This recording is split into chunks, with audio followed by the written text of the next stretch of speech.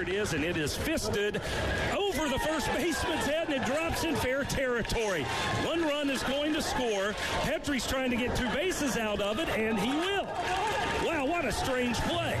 As you said, put it in play, and he just tried to protect the plate and hit it off the very tip of the bat, and it floated over the head of the first baseman, Jones.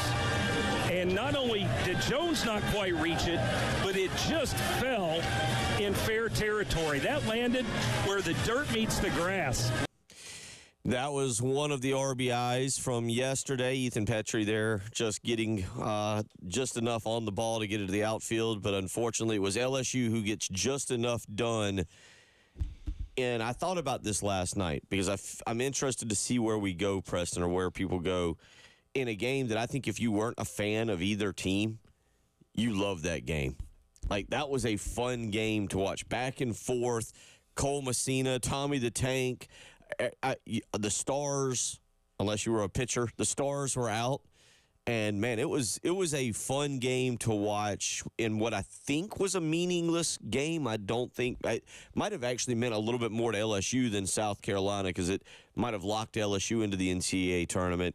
But that was a really entertaining game, and it's unfortunate South Carolina made a few massive mistakes, a key pivotal error at first base in the 8th inning that turns the tides, and LSU's able to rally for 2 in the 8th and 2 in the 9th. Yeah, it's, some people would say, SEC Classic close. The way teams were going back and forth, home runs, errors, base running mistakes, all the things you want in a game if it's not your team. Right. If it's 2 teams that you're just watching. Yes, if it's just a casual game you just watch, you're like, man, did you see that game last night? That was awesome. However, if it's your team, Yeah. That is also how games in Hoover, how everything gets shoved back to one game starting well past 10 o'clock. And listen, as sure as the day is long, the games will not start on time. Right. Even when they have the 30-minute buffer. And that must be a nightmare for, Stuart Lake and all those folks calling the games because you're going to have to stall. South Carolina got the break. They got the massive break this year where they didn't have the too early game. Like, this as a player going up through a travel ball or AU or anything. You didn't have the too early game, and you didn't have the too late game. You actually got the key right there in the early portion of the day, the first 2 games. Then yesterday was 4:30, which a little bit nicer. You're probably able to sleep a little bit longer in a hotel, grab a decent lunch, then get to the ballpark, get set up. Today, it'll be a 4 o'clock start time over in Hoover, and the Gamecocks will take on the 3rd seed Kentucky Wildcats. But yesterday, man, it was fun to watch. It's a shame it ended up that way. You got to make some. LSU made a few key plays at the end. South Carolina made a couple key plays. I don't know which one is more.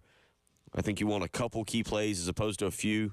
It looked like Austin Brindling may provide a pivotal out there in the 9th to set up an incredible play. Then it felt like Gavin Costas was going to have a chance to totally redeem himself, and it just couldn't happen. Yeah, it just sort of fell flat. It was at the end, and it was setting up for something that could have been really, really spectacular.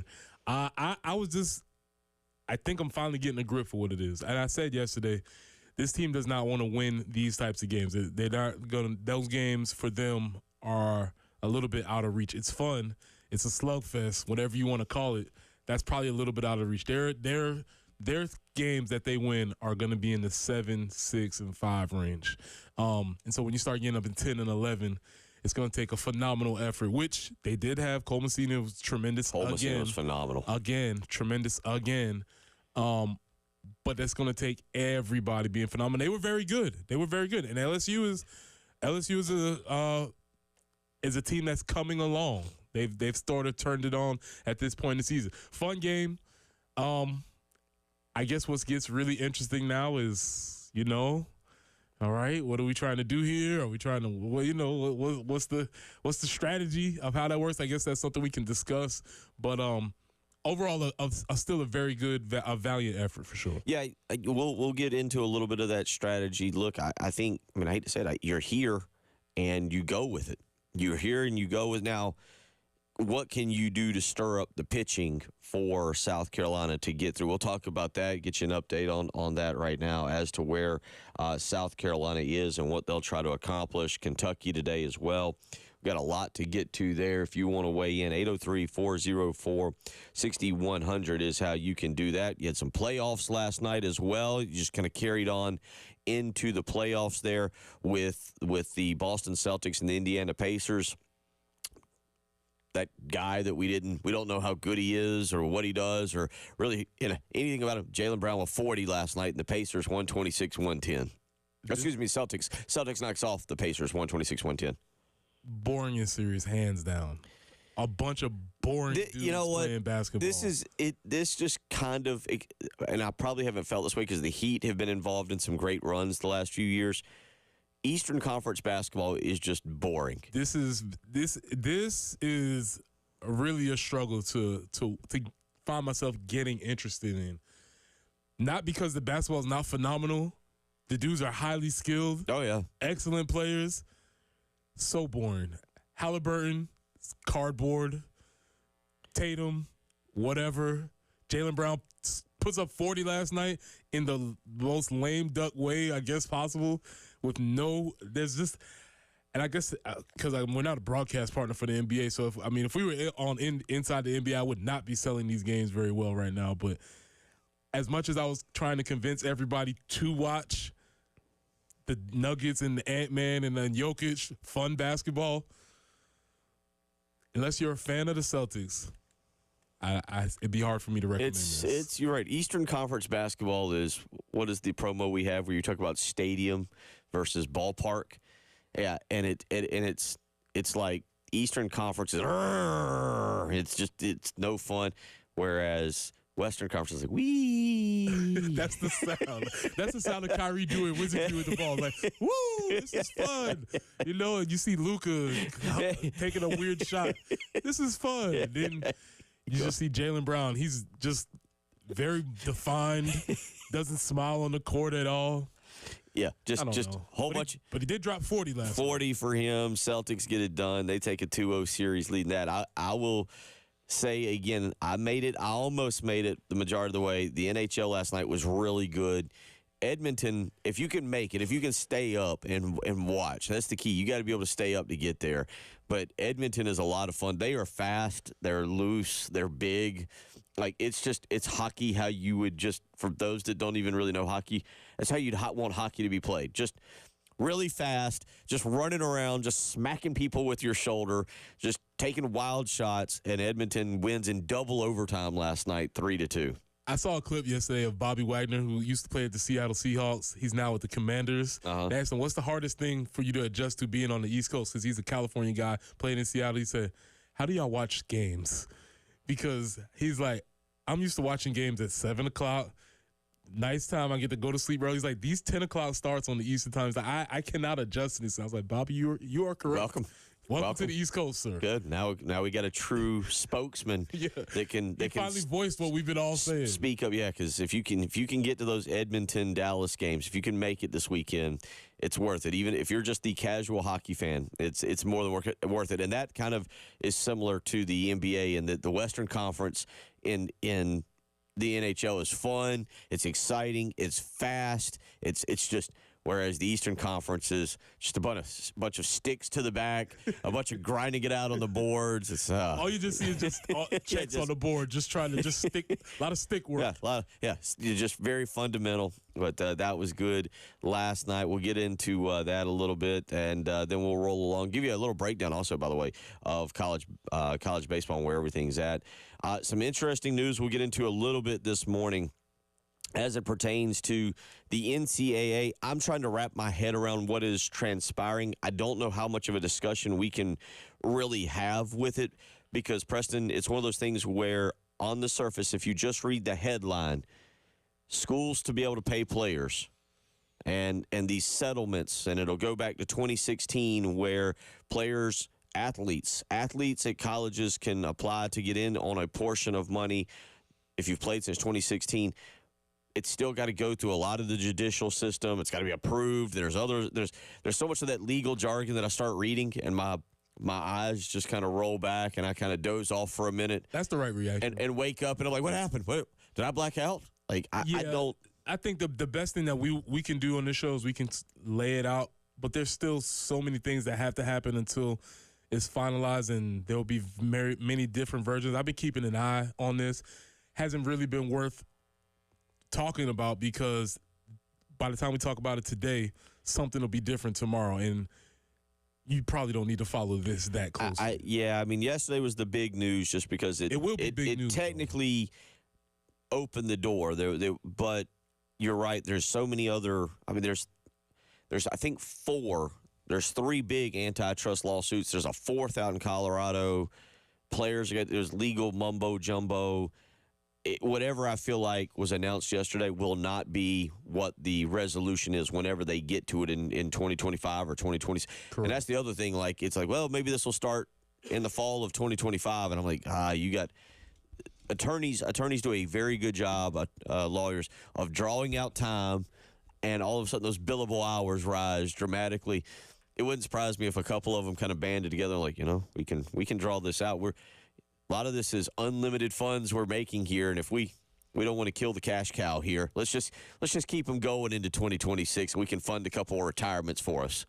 So it's hard to say where we're going with that, but I do bring it up this morning as it pertains to big news yesterday. 803-404-6100 is how you can weigh in if you want to do that. We'll get into a little bit of Mark Kingston this morning, but let's get out to the Love Chevy phone lines real quick. Ted wants to weigh in on the game last night. Ted, how you doing this morning? What's on your mind? Oh, man, I tell you, that was a tough loss. But I just wanted to congratulate the team. I mean, these games, they went back to that hitting the first pitch occasionally and all that stuff. And they got aggressive at the plate again, and they are playing. It's amazing, the home runs. And Nicole, I mean, I've never seen a catcher hit or anybody hit the ball like that guy did. It's a shame he had to strike out on the last time. But he had done so much good. I mean, you can't blame him for that. The only thing that disappointed me was the 2 ridiculous errors we made that cost us the game. Why, when you got a guy on first base that stole 4 bases all year, you try to pick him off? That cost us a crucial run. And then you make that infield switch again. The last time Stone had to bat twice when we won that game, the second one. I mean, the first one he did that, but he made two outs, so he struck out once and walked.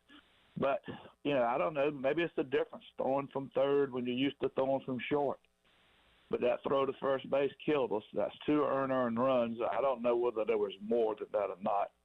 But I just still think those guys need to be congratulated for what they have done, considering where they were. None of us thought they had a prayer.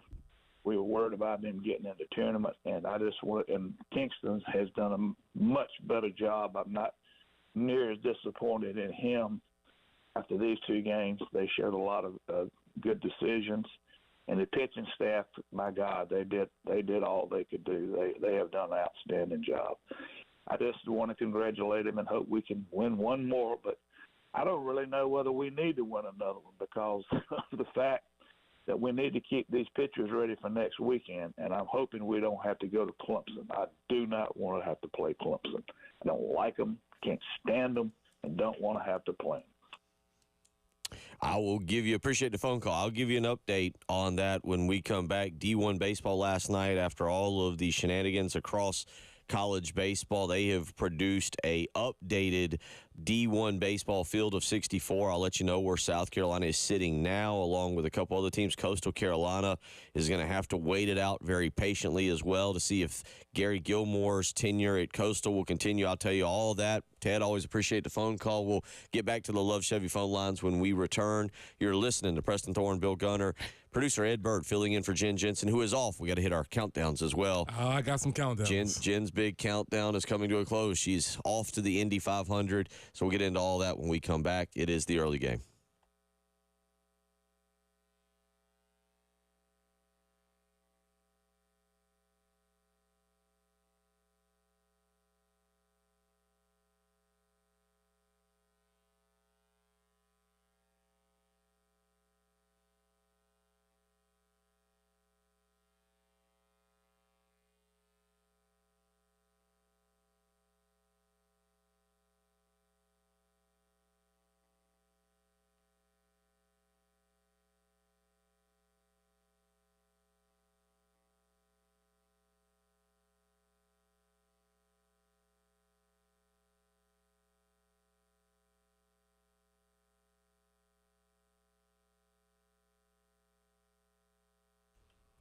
Preston here. Let me tell you about my friends at Absolute Glass, the premier glass company of the Midlands, offering auto, home, and business glass repair. So if your glass is damaged, shattered, cracked, or broken, they can handle the job. If it's a cracked windshield, no problem. They'll come out to your location and replace it for you, usually for free, and they'll work directly with the insurance company to take away the headache. Now, if you're looking to increase the value of your home with new windows or mirrors, Absolute Glass will come out and take care of that for you too. Windows, mirrors, shower enclosures. I say it all the time. If you can see through it, Ray and Marianne at Absolute Glass can do it. So check them out online at AbsoluteGlassInc.com. That's online at AbsoluteGlassInc.com.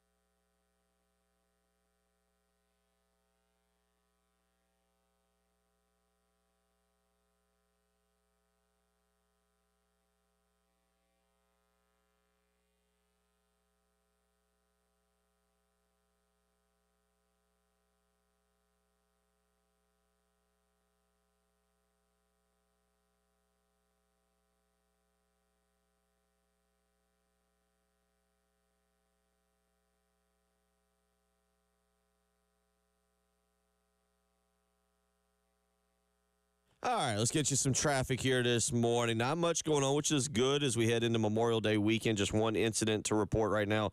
I-20 eastbound at US 178. We have an accident right now, so hopefully we can keep things clean as we start a 3-day weekend. Weather today, partly cloudy, but we'll have a high of 91. Should be really nice this weekend. Sunshine, highs around the 90s, so you'll be able to get out and grill out. So continue to stay tuned. We'll keep you updated with the weather and the traffic. Again, just one incident this morning. I-20 eastbound to US 178 is where the incident is.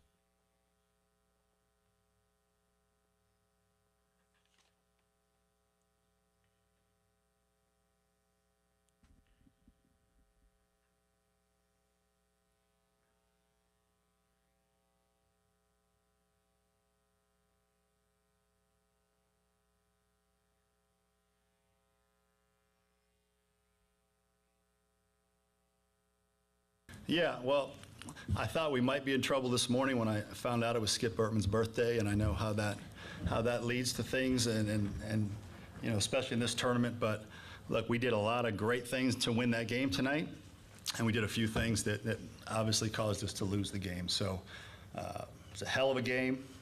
Both sides did things to win. Both sides did things to lose. They got the one more hit, and look, we got to wear it today, and we'll be ready to go tomorrow like we have been all year.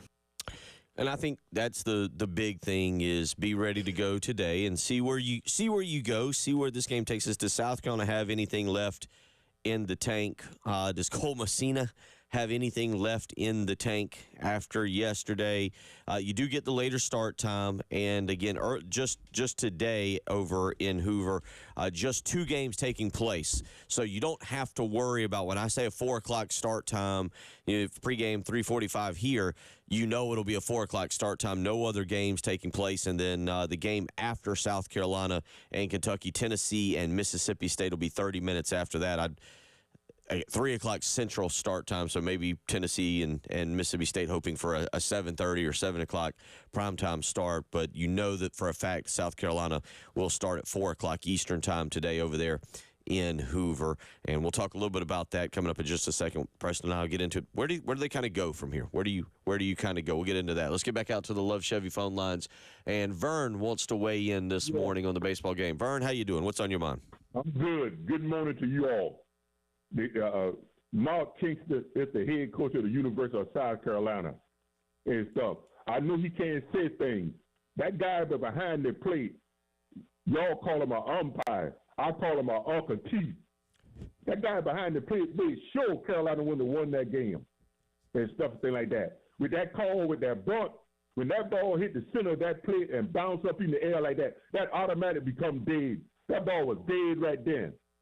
This dude could throw the ball and stuff and get a double play. How can you get a double play off a dead ball? And then when he made Mark Kingston, then when he let him review the play, the people from Alabama, one of the most racist players there is, should have called him and said, hey, let him review the play. And then they're blocking the play. You can't block the play. He blocked the play. Michael Bradwell threw the ball out there, then blocked the play on the guy from Carolina with the double steal. He should have plowed right into it. No, we lost you, Vern. That was. I feel like he was heating up. Yeah, I think the state of Alabama weighed in real quick on our phone lines. Yeah, I get where Vern's going. I don't really blame the umpires in that game. That was a fun game to watch, and it stinks that this morning we're debating a loss. Maybe people in Baton Rouge are celebrating a victory, but that was a fun game to watch and a lot of good stuff. Yeah. Yes, I do have one takeaway, and I want to go back to what Coach Kingston said. And this is not me nitpicking, but he said both teams did things to win the game, both teams did things to lose the game. I don't think LSU did anything to lose the game, whereas South Carolina made 4 errors. Well, that's true on that, yeah. So the very cliche, did they win the game or did they lose the game? You know, that old sports talk comment, since this is Sporty Sport Hour. I think South Carolina lost this game more so than LSU won this game because of the errors, as mentioned. Also, now these are just errors in the field.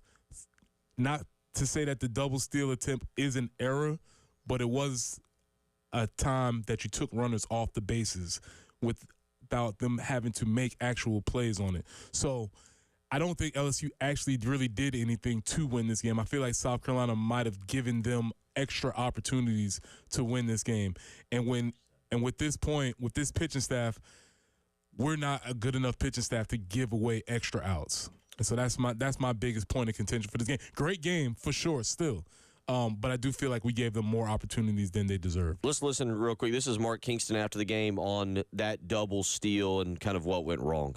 No, there was a left-on-left matchup. We had the right guys on the bases speed-wise. It's a play that we work on, and Monty thought it was the right time to try it. And, you know, again, we didn't come here to play scared. We came here to play aggressive and push the envelope and do some things that we think, you know, might help create runs. And, again, you do a lot of things that work out. You do some things that don't work out. That's why it's competitive athletics. And Vern might have had a point there. If that was Pete Rose barreling toward home, maybe the catcher's in a little bit more danger. Still a pretty good collision. I think I can't remember who it was for South Carolina who popped up and instantly kind of reached over to make sure the catcher was all right and not create a serious brouhaha. But you hear that, and look, that is the thing about Mark Kingston. Whether you like it or you don't like it, he's an analytical coach, and he plays the analytics sheet about as well as anybody, as much as anybody. And you heard him say, we had the left on left matchup, and we had this. And yeah, I'm fine with it. He went through his check box. You know, if I think about football, we got the look, we got what we want, run the play. And he deferred to Monty. Monty gave him the green light. Let's do it. I have no problem with you being aggressive. It's just that it's giving up opportunities when you're kind of swinging the bat very well. And that reminds me, we'll come back to that. Did Kingston try to pull a oop-de-oop trickaroo there at the end of the game? I want to come back to that on the move he made to get Chris Veach in there, where he walked the length of the dugout and sent Matt Williams out the backside of the front side, but Kingston walked the backside of the dugout. Well, listen, man, you got to do whatever you can. Let's get back out to the Love Chevy phone lines. LSU Tim wants to weigh in for a second. We'll give you your great. We'll give you your minute and 20 seconds. What do you got, Tim? I moved up to North Carolina, so I can't, call them busting shots too much. But I just want to say, that was a great game last night. It's baseball. It could win either way. And I agree with Preston. The errors, and I said that earlier. I was watching with my brother. I was like, that's going to cost you the game. But it's baseball. And I think, I got in a discussion, a couple people, I think it's harder to win a championship in baseball in the SEC than football. You talking about tournament or just the regular season? Either way, either one. Yeah, there's more. There's more into it. And we appreciate the phone call, Tim. We got to hit a break here in a second. It is because of pitching. I get it. Basketball, you have to, and he said football. Football's the long drawn out thing. But, yeah, if you get to the SEC tournament, you got to have a lot of breaks go your way. And, again, and this is what we'll kind of discuss next a little bit, is there's also a, SEC football championship. Both teams show up. Both teams are, that counts. There's a whole different level of environment there for an SEC football championship as opposed to baseball, where you might already be locked into the NCAA tournament. I'll give you that D1 baseball new projection that they have put out late last night. It's listed as the May 24th projection, which is today, if you're unaware of that. 803-404-6100. You're listening to Preston Thorne, Bill Gunner, producer Ed Bird filling in for Jen Jensen. It is the early game.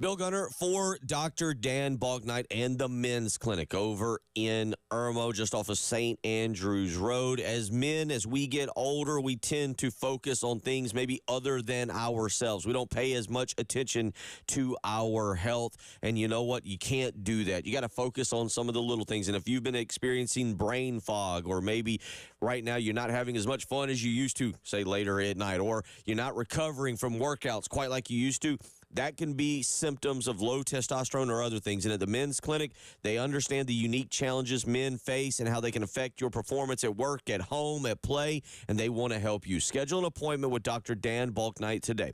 803-875-MENS. Don't ignore your health. Schedule an appointment. Speak with a professional. Dr. Dan Balknight is ready to help you. So, again, line up that appointment today, 803-875-MENS. Tell them Bill Gunner sent you.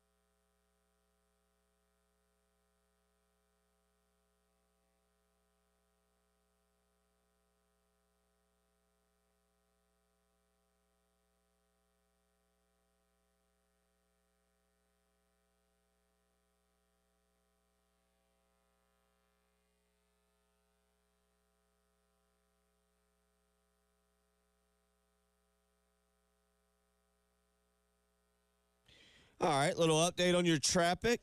We still got I-20 eastbound at US 178 where there's an incident.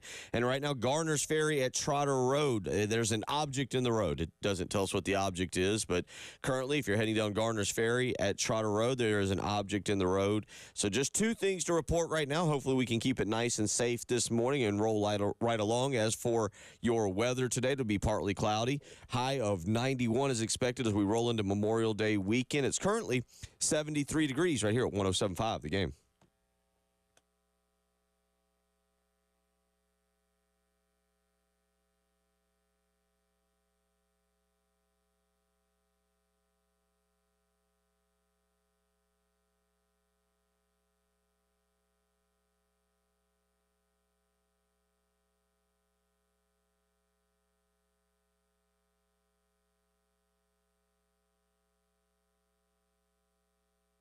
Yeah, I mean, again, if you watch our guys love to play. There was disappointment in that dugout. It stings, and the only reason it stings is because it matters so much, and they love playing together. So they get a chance to do it again tomorrow. That was our message. If it didn't sting so much, it's because it doesn't mean that much. And look, it was a hell of a game. It's a hell of a week, and it's going to serve us well moving into next weekend. One of these teams was going to be very disappointed coming in here tonight. Today's our turn, but it doesn't do anything for our resolve to continue to get better, continue to support each other, and be ready for the next one. That was Mark Kingston again after the game yesterday, looking ahead to today, 4 o'clock first pitch from Hoover. And Preston, the key part here is what do you do with your pitching? How can you kind of cobble this together? That was the key thing. If there was something important, because we both agreed yesterday, you needed to go out. At this point, it was go win the thing.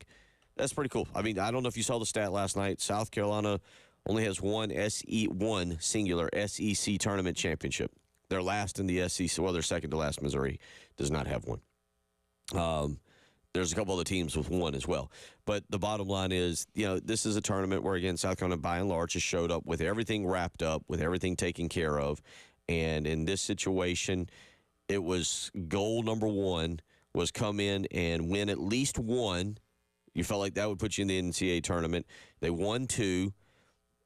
Given that the selection committee is human beings that may use the eye test and look at last night's game, you feel good about being in the NCAA tournament. And speaking of which, let me give you an updated projection here. Now, this is D1 baseball. I know yesterday there was another one that had them going to Raleigh to be a part of the North Carolina State Regional, which maybe people would prefer.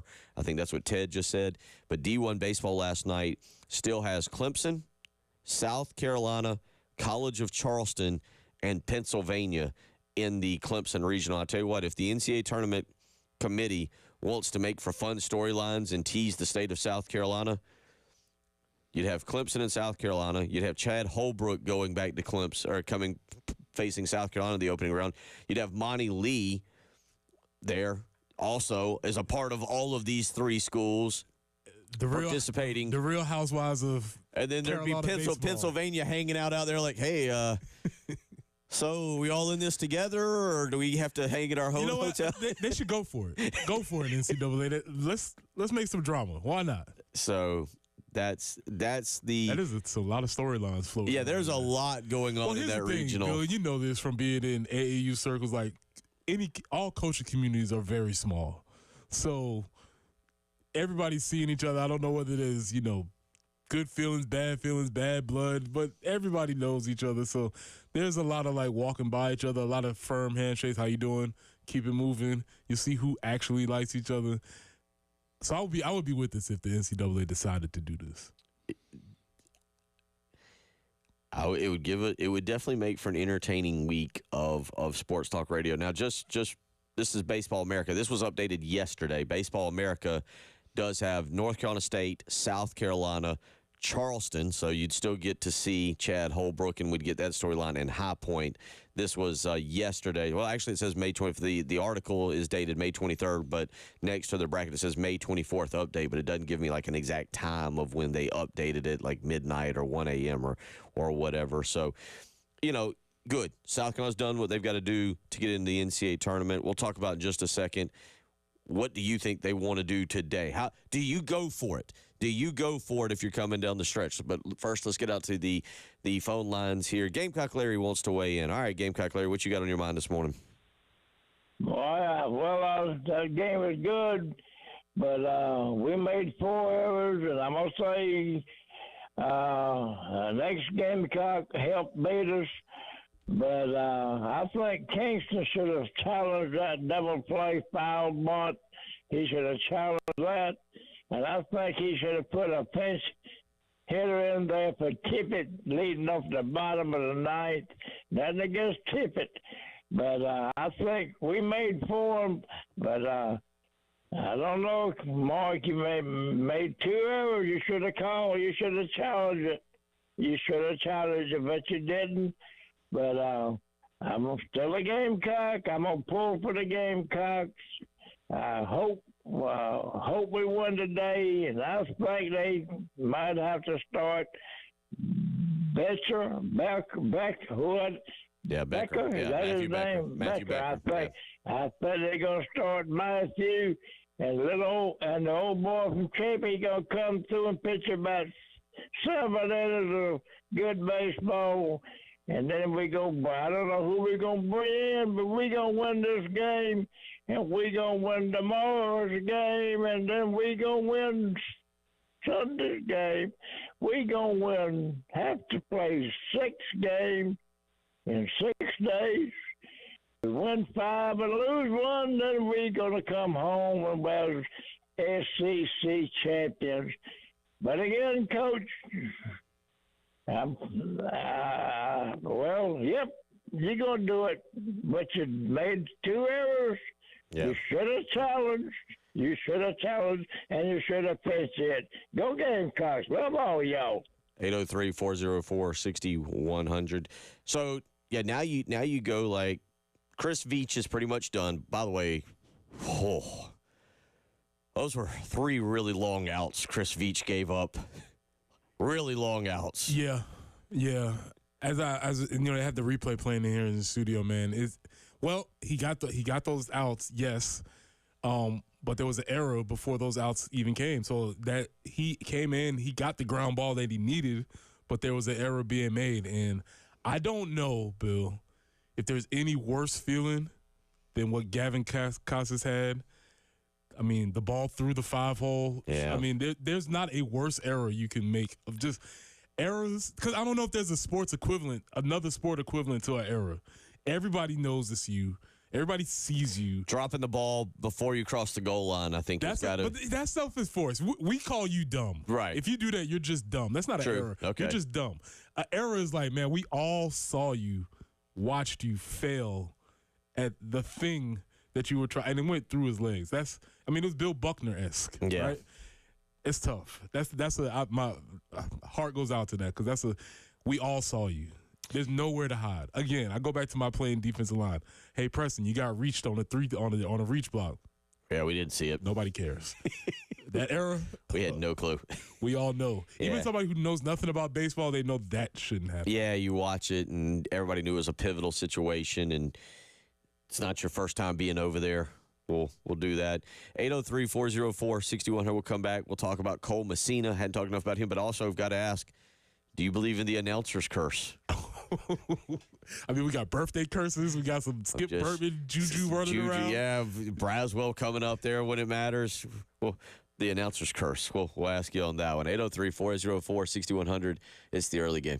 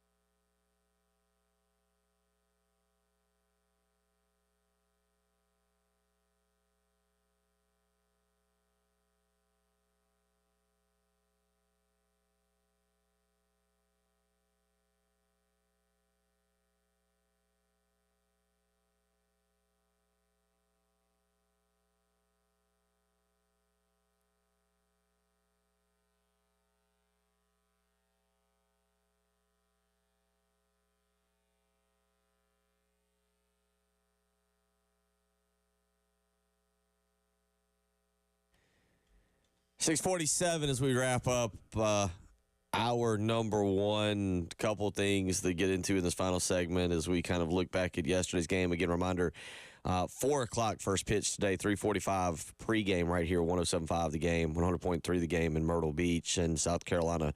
Preston and I are trying to add up what pitchers may or may not be available. I'm guessing you could get a few out of out of Garrett Gainey. He only threw, I think, what is this here? He threw 54 on Wednesday against Arkansas, so maybe you can get a couple out of him.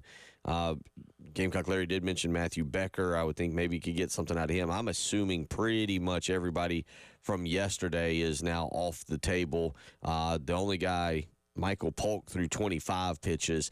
Chris Veach has now thrown 67 and 26. I'm assuming he's done. Connor McCreary threw 50 yesterday. I'm going to assume that he's not going to come back and throw if more than an out or two today, if that at all. So that's kind of where things stand. Going back real quick, just going back to day one and Alabama, just in case South Carolina, and this is where I'm kind of going with it. You go back to day one and you look at the pitch counts from day one, right? And Matthew Becker did throw in that game. Dylan Eskew did as well. Matthew Becker threw 39 pitches. Dylan Eskew threw 28. So I'm guessing, if you're going to go with a guy like Becker, he's got maybe 50 pitches in him, maybe 60 max. I have no idea how. I have no idea. Yeah. I don't know what that's going to work. Okay, so here's my question. Through all of this, regardless of what they try, Bill, is your palate cleansed? Are you ready to move forward into the tournament now with the palate cleanser? We got 2 wins, another great ball game, competitive, highly competitive. My question is your palate cleansed? Are you ready to move forward? Here is how I will answer that real quick. Let me look. Tomorrow would be a noon start.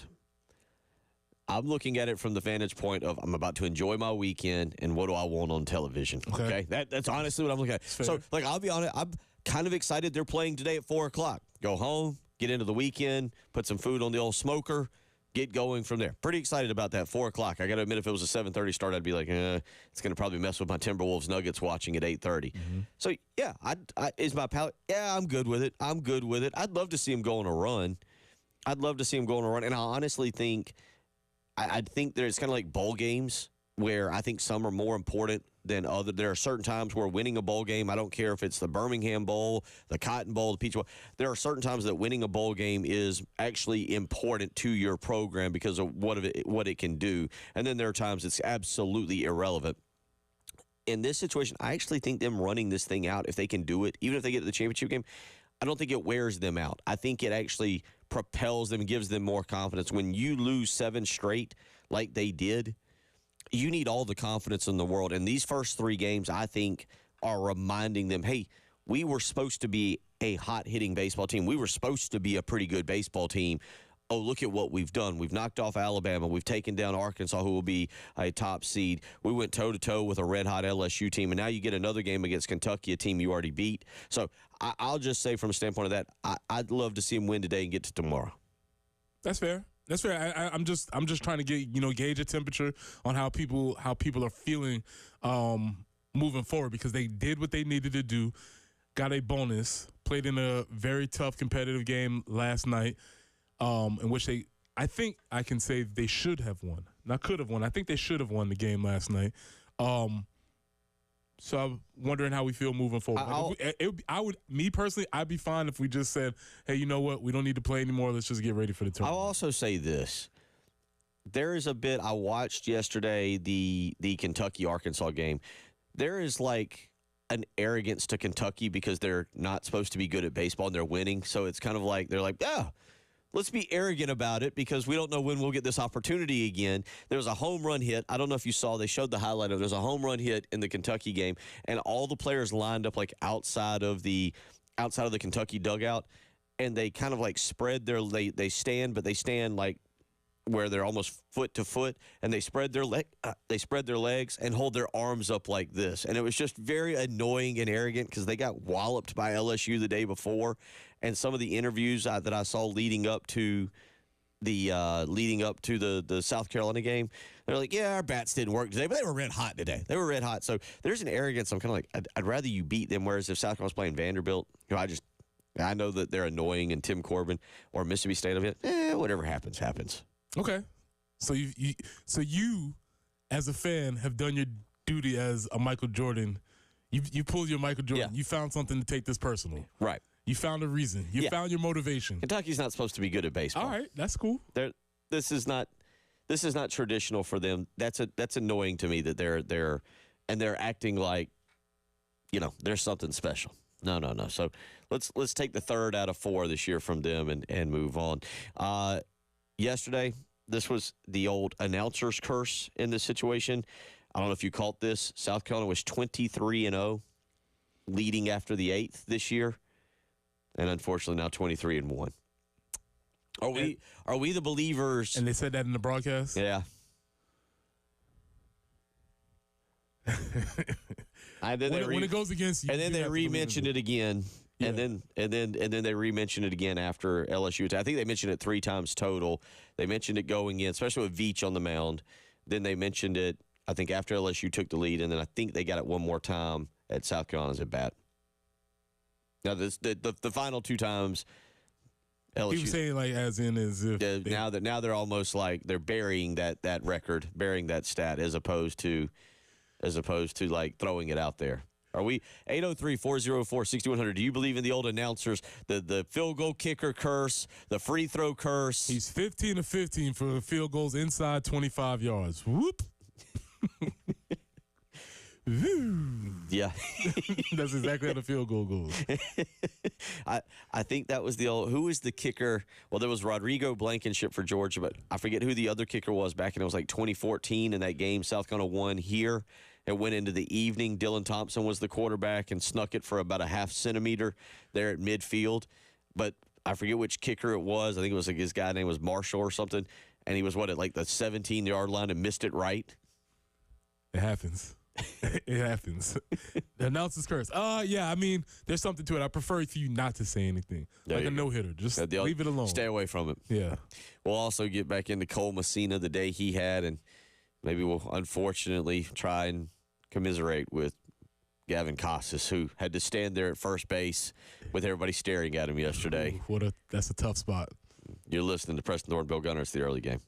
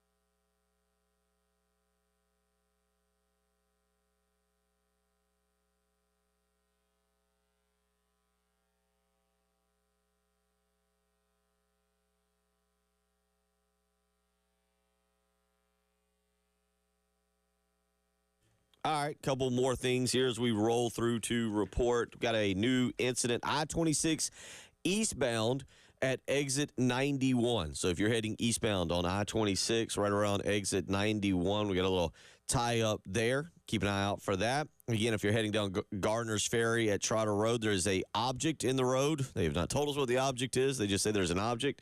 And we still got an accident, I-20 eastbound at US 178. Weather for the weekend, going to be fun. Going to be high 80s, low 90s, depending on where you're at.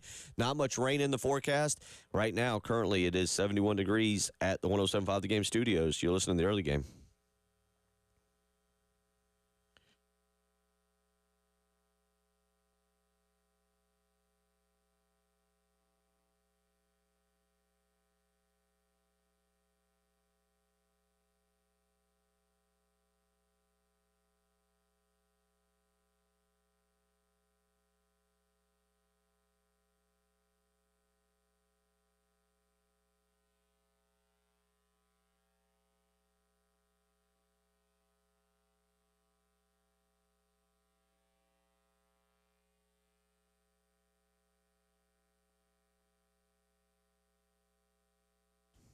$7 a.m. as we get you up and get you going on a Friday, May the 24th, Memorial Day weekend.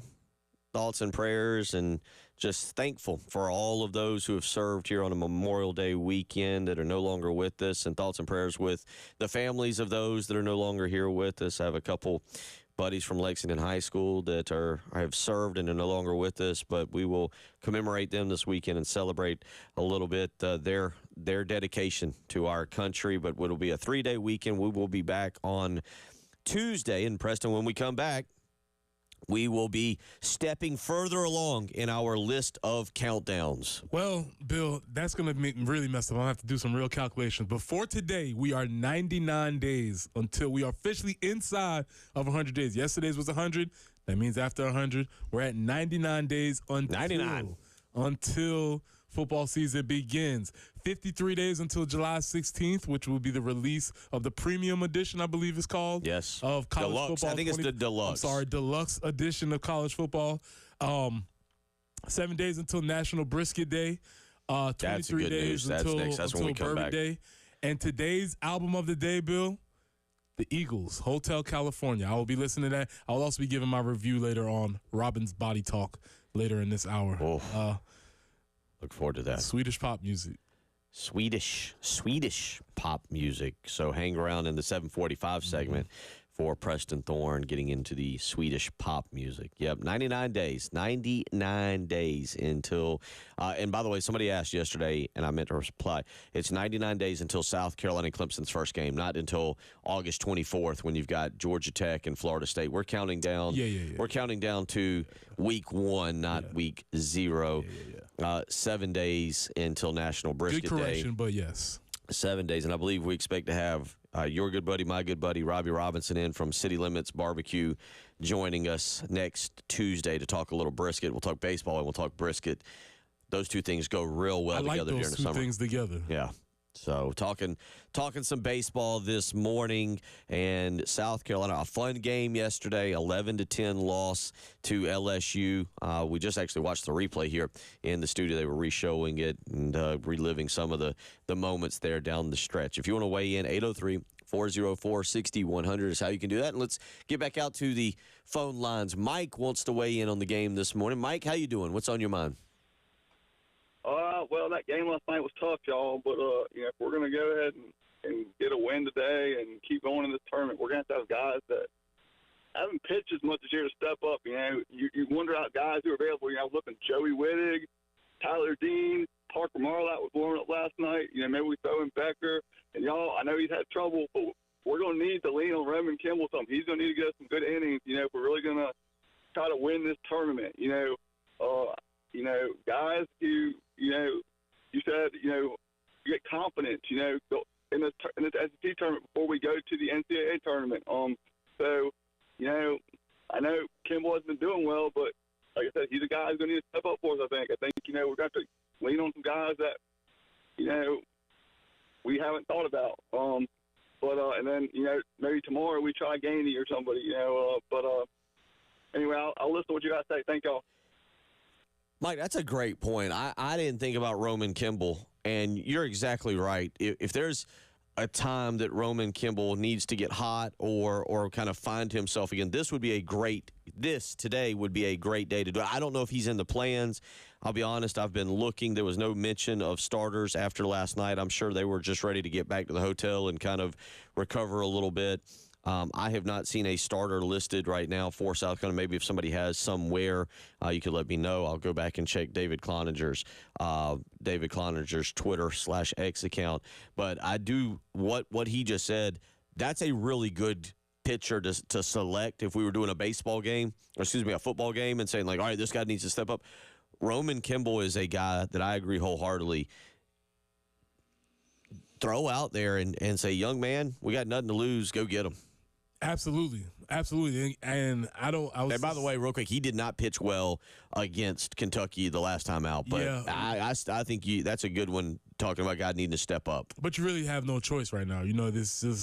We got to figure out a way to get there. We'll let tomorrow take care of tomorrow. If and when we get there, you figure out how to get there. I think you probably have a quicker hook. And like you said, you get to see, is there something that this would pursue?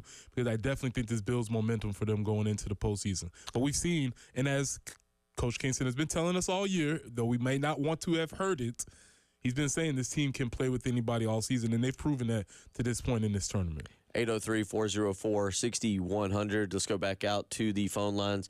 Tom in Myrtle Beach. Welcome in, Tom. Hope it's going well down there in Myrtle Beach. How you doing this morning? What's on your mind? I'm doing good. Two things. Your buddy Terry Ford and I, we grew up Earl Weaver baseball. And one of Earl Weaver's most important things is you never give the teams extra outs. You have to covet every out. Those two extra outs we gave them in the eighth inning killed us. But the one that really killed us was that double steal. Earl Weaver said you never try that unless you're trying to win the game. And I thought that was not a good time to try that. But that aside, I have a suggestion to make this tournament better. Play 7-inning games. You won't have as much taxing on your pitchers. Teams might be more willing to throw their better pitchers than to save them for the regionals coming up. And then the games won't start at 11 o'clock at night. So and plus, the games would be more exciting because the middle innings would mean more to the outcome of the game. So if I'm the SEC commissioner of baseball, we're going to play 7-inning games in the SEC tournament. Okay. That was a great example of somebody throwing out an absolute flamethrower of a hot take and then explaining it. And by the end of it, I was like, you know what? Not a bad idea. I would like to revisit that later on. Not a bad idea. If you were watching us on the live stream, Bill almost recoiled out of his chair. But as it was explained, there might be something to that. I think there's. We're already using double bases, so why not? Good phone call. Good phone call. I'm interested. You're right. That's an interesting hot take. I don't know how that works for college baseball rules. They play 7-inning games for double headers, though. But I don't know. It's a thing that they do already. That's an interesting. I don't know what. I'm just saying. I don't know if you're for the game to officially count, or I don't know how that works. Like again, I know if you're doing a double header, you can do that. But again, we play with double bases out of nowhere, so why not? We just decided to play with double bases in the middle of the tournament. Well, there you go. So all right. Well, we'll come back. Might come back to that. That was kind of interesting. 803-404-6100. The tough part, and look, we're not picking on him, but I think we can all feel for Gavin Costas a little bit. I'm trying to think because at least, in football, if you make a mistake, if you drop a wide open touchdown pass. That's a tough one. That is another tough one. But then play resumes. And you honestly, I guess, even if you go stand on the sideline, you kind of intermingle. That's true. There's probably 3 or 4 guys that are your buddies. Because you're definitely getting yanked. Yeah. Or you've run all the way down the field, so you probably come off. Like you said, if you're a defensive lineman, and even if you get pancaked, unless it's just awful, it's not being re-shown. Like the blind side or something like that.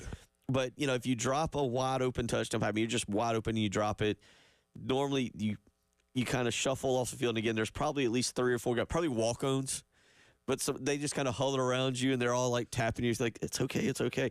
In basketball, if you miss an easy layup or if you miss a key free throw, action's still fast-paced. Or if it's the very end of the game, you go into the locker room and nobody really sees you. In baseball, if you have a pivotal error like that, you're just chilling there by yourself with 8 dudes on the field looking at you, your dugout looking at you. That's a lonely, lonely place to be. It's a tough spot. It's a difficult spot, man, because you can't escape it. Everybody knows E3, it was you, it goes in the scorecard.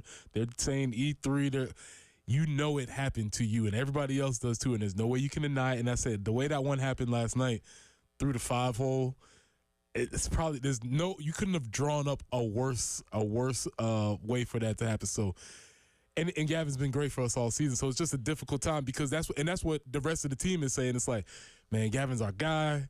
We love this dude, but bruh, we needed that one big time. Well, yeah, I mean, and here's the worst part is, again, in basketball, if you miss a pivotal free throw, you feel like you've let several other guys down, but you don't feel like you've let one in particular guy down. In this situation, Chris Veach did his job. Yeah. Got exactly. I mean, this wasn't a ranging to your right or left kind of play. Chris Veach did exactly what you asked him to come in and do. And Mark Kingston saying last night, Chris Veach was limited on outs anyway. Here's the only thing Gavin Costas could have done. As a first baseman, you're not playing first base because you're a good fielder. Let's be very clear about that. So the only thing he could have done is the old drop down to a knee, let it hit off your chest, and then pick it up. And from there, if he wanted to be really safe about it, you do have that option at first base. Shortstop, third, you don't have that option. You need to really field the ball. First base, you're big anyway. Just use that big barrel chest, knock the ball down, and then go pick it up. That's the only other option, but very difficult situation. I do actually feel for Gavin in that situation. Yeah, he's still thinking about that now. Yeah, wakes up this morning and thinking, because that was pivotal. There's no doubt. I know there was 4 errors. I know each one, especially the last 2, look, they weren't good, but that's the one you look back on and think, okay, he grabs that. We're talking about South Carolina having the day off and a great win. Yes, to me, that's it. Really comes down to that. I know a lot of games don't come down to one play. That's the other thing. That one came down to one play. Kind of. Yeah. 803-404-6100. We'll catch up with Chris Deering. We finally got those 5A baseball playoffs going last night, and guess what? I got an alumni of a state champion next to me. Did you know that? Did you see that last night? Tell you about that. Should have worn. Those aren't the green and gold shoes. Should have been a green and gold shoe day. I'll tell you about that. Or Chris Deering will. Chris Deering will tell you all about it when we come back. It's the early game.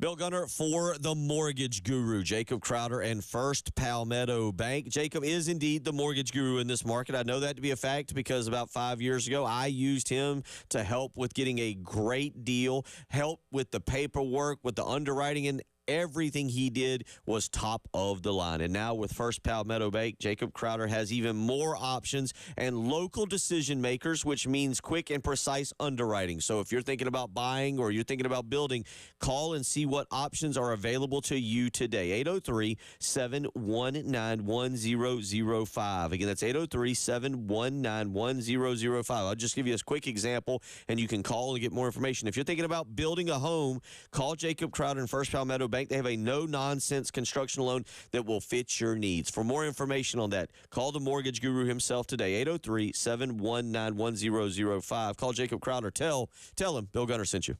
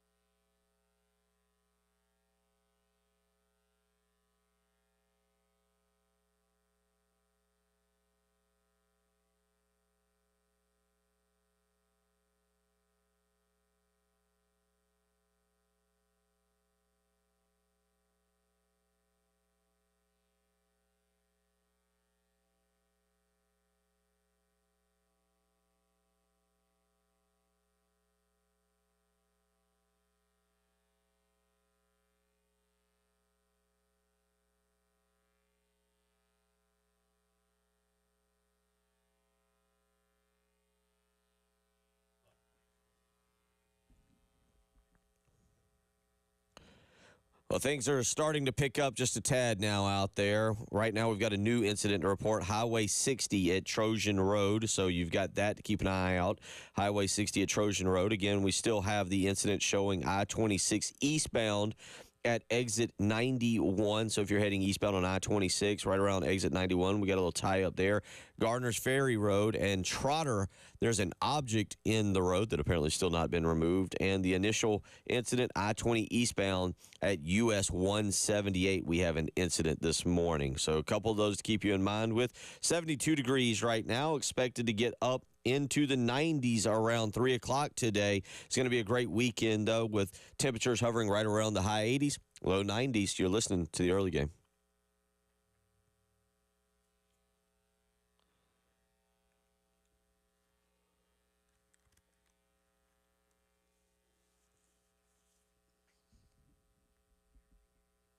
Oh, see if they show it. See, this just looks annoying.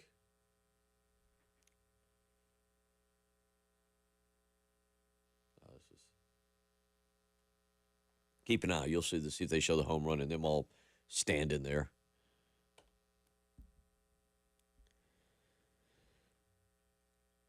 $7:18 on your Friday morning. Preston Thorne, Bill Gunner, producer Ed Bird, and joined now, as he does each and every Friday for the high school highlights of the week, Mr. Chris Deering. And Chris, this is it. We are heading into the final week here, Memorial Day weekend, wrapping up state championships, and I had to tell Preston Thorne, his alma mater claimed a big one, claimed a very nice one last night. The Summerville Green Wave, they get a little bit of revenge on my Lexington Wildcats. Yeah, they did. The Summerville softball team defeated Lexington 10-0 last night to complete a undefeated season in softball, which is that don't happen often, and that's a pretty good accomplishment for Summerville. Ansley Bennett. She's committed to South Carolina. She's only a junior, but, man, she's one of the best softball players I've watched. I covered game one the other night. She threw a no-hitter in that game. Last night she threw a two-hitter. Lexington did not score in the two games of the championship series. Just an outstanding performance by her, and I hate to tell people, but looks like she'll be back for one more year at Summerville, and that's gonna be trouble for a lot of teams in 5A next year. 30-0, Preston Thorne. 30. Now, what was the state champion Preston Thorne Summerville? Was it undefeated? We were undefeated. We were 15-0, but I mean 30-0. That's a long time to win all your games all season. But when you have somebody that, especially in softball, if you have a pitcher that's dominant, you have a chance for sure. So that's good news. Good job for the good guys. Good, congratulations, ladies. So there you go. They get one back on Lexington. Let's go over to the 5A. We finally got this thing all figured out. It got going last night with Lexington and Ashley Ridge. Chris. Yeah, and that was you talking about a pitcher's duel last night. I was over at Lexington for game one between the Wildcats and Ashley Ridge, and a 1-0 Lexington win. Jackson Burton, the Lexington pitcher, threw a complete game, three-hitter, 6 strikeouts. He pitched to contact. I thought most of the night. A really good job by him. A senior playing his last game at Lexington on that field, and he was able to get the victory. The kid for Ashley Ridge was just as good, McLaughlin. I think he's a college of Charleston commitment. He was really good. He was shaky in the first inning. He could not find the strike zone, and he walked 4. And the only run of the game came in that first inning. There was a guy caught stealing, so there was a wild pitch with the guy on third. That was the only run of the game, and Jackson Burton was able to hold it up the rest of the way. And 1-0 series lead for Lexington. They're going down to Ashley Ridge tonight to try to win a state championship for the first time since 2013. And they will the pitching matchup tonight, I think, is still a little bit unclear. But they got a number of options at Lexington to see what they can do. And if Ashley Ridge is able to pull out the victory tonight, they will play a game 3 on Monday because Ashley Ridge has graduation tomorrow. But Lexington is on the brink of doing something they hadn't done in over a decade. So good job by Brian Hooks and that crowd over at Lexington. And just if you didn't see this, Reggie Anderson tweeted this out. Chris, I don't know if you were there or not last night, but after the first inning, the Lexington public address announcer said, if you're counting, that's 12 pitches thrown. Oh, boy. So, I was there, but I did miss that. I'll be honest. Yeah. That's good job. That's a good job by the Lexington, PA guy. Nice. Yeah. Nothing like kind of keeping things nice and loose there. Let's kind of wrap things up here. I know with baseball and with having to wait here, there's been a lot of crazy things going on. One of the things, real quick, Dutch Fork, Casey Waits. Dutch Fork, after 26 years of high school coaching, Casey Waits is stepping down. Yeah, he's one of the ones I call a lifer. I've gotten to know Casey pretty well over the years. Just a great, outstanding individual. He's done a lot for baseball in the Midlands. He was at ASU Florida before he went over to Dutch Fork. Just a great career for what he's done. And, you know, I saw the news yesterday and a little bit shocked that he was stepping away at this time. But, you know, he's a lifer, and he's done what he needed to do. And just a great career for Casey Waits. I wish him well in retirement. And I got a feeling it's going to be hard for him to stay away from the ballpark. So you'll probably see him around somewhere next year, if not helping somebody, just being around and watching the game that he loves. Let's run through the baseball real quick. We mentioned Lexington and Ashley Ridge. 4A, if I'm reading this correctly, we've got James Island or James Island swept Lawrence for the 4A state championship. That's correct. James Island won a state championship in baseball the other night. Big win for that crowd. You know, Preston can probably attest to this a little bit. I don't remember James Island being a real power in much of anything when I was playing down there. But, man, they're good in soccer now. Their football team is really good. You know, baseball's winning the state championship. I think they've been decent in basketball, so that's a really good all-around athletic program at James Island right now, and big win for them to sweep Lawrence and win a state championship in baseball. 3A, crazy call, Hanahan and Powdersville. I know this occurred, I believe, correct me if I'm wrong, on Wednesday night, Chris, but Powdersville and Hanahan, we had an interference call at the plate in the 12th inning that sent that to Game 3. Preston looks at me, yeah, it was a wild week in high school baseball here in this state. Give us a little breakdown of what you know about that and how that series ended up. Well, they will play Game 3 tomorrow at Gilbert, and that'll be for the state championship. You know, you get to that third game, you got to play at a neutral site. But, yeah, the game on Wednesday night, it was sort of a crazy ending. Powdersville was tied in the 12th inning, 4-4. Ball hit up the middle, it looked like from the video. The runner was on second base. He's trying to score, and it was not that close at the plate. He was out by a good margin. But the umpire called obstruction, interference, and that allowed the runner to be safe, and that ended the game.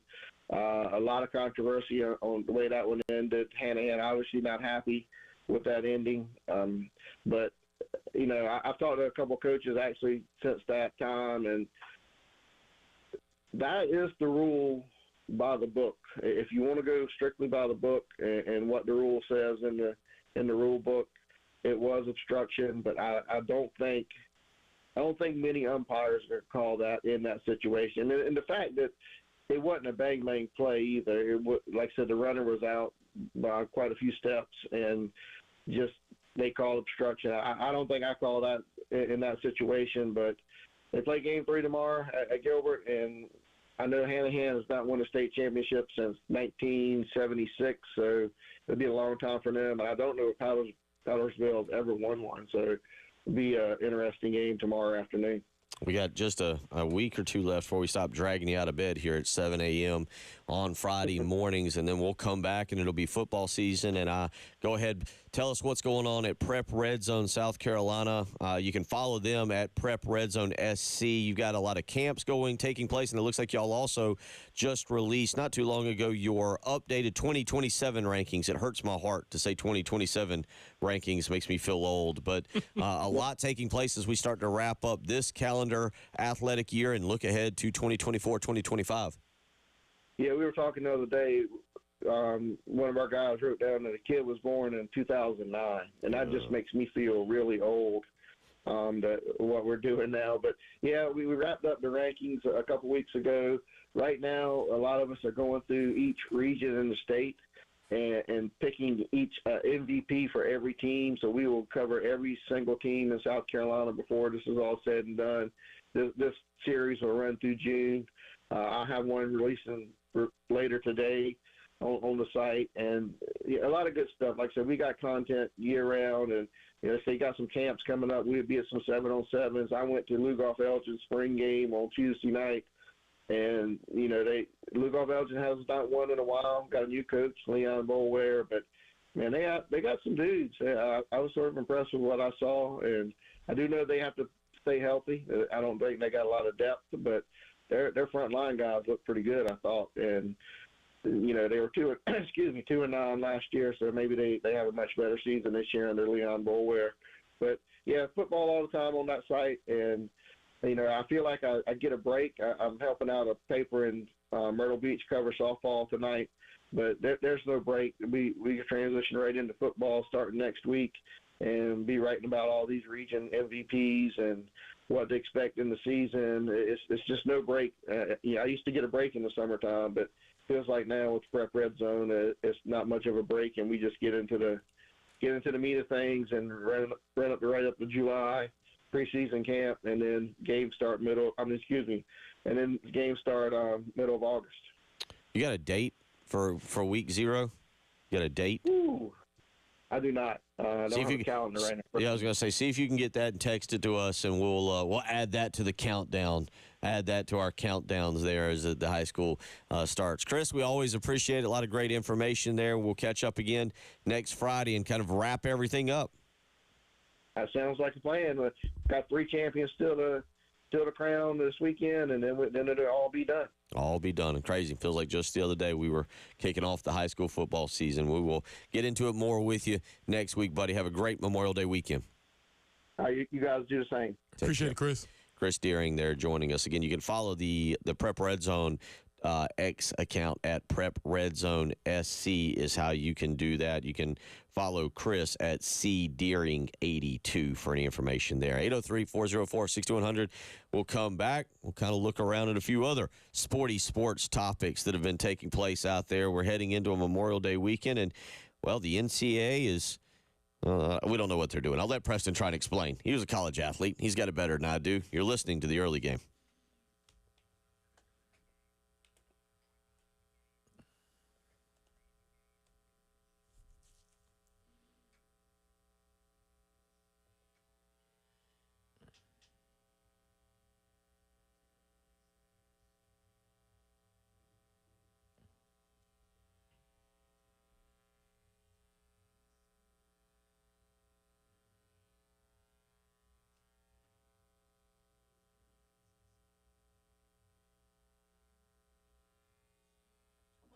Catfishing tonight. It's nice to sit out there.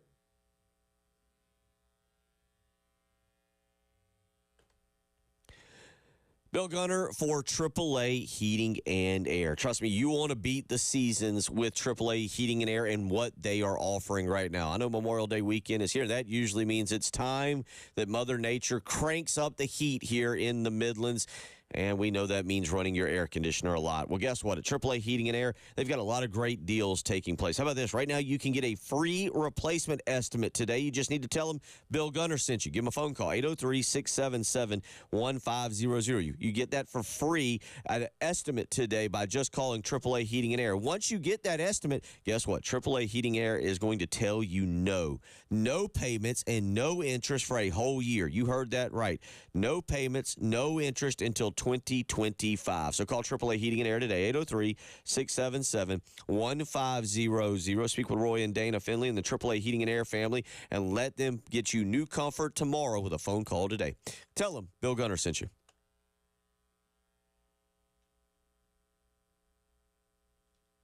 He says August 23rd. What?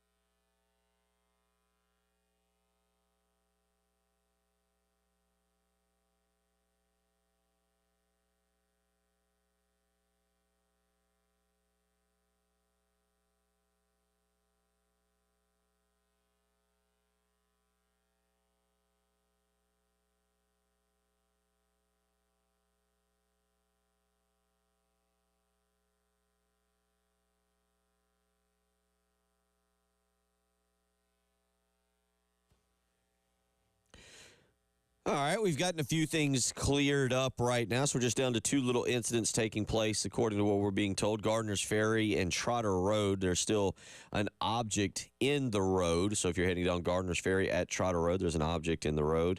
And Highway 60 at Trojan Road, we still have a little tie-up there taking place. So the stuff on the interstate, I-20 eastbound and I-26 eastbound, have been cleared up right now, so you're good to go. The interstates are moving cleanly, at least according to what we're being told. Weather today expected to get up into the low 90s, peak out at about 90 degrees exactly. Weather for the weekend, though, looking very nice. 90 degrees tomorrow, 93 on Sunday, and 88 on your Memorial Day. You're listening to the early game.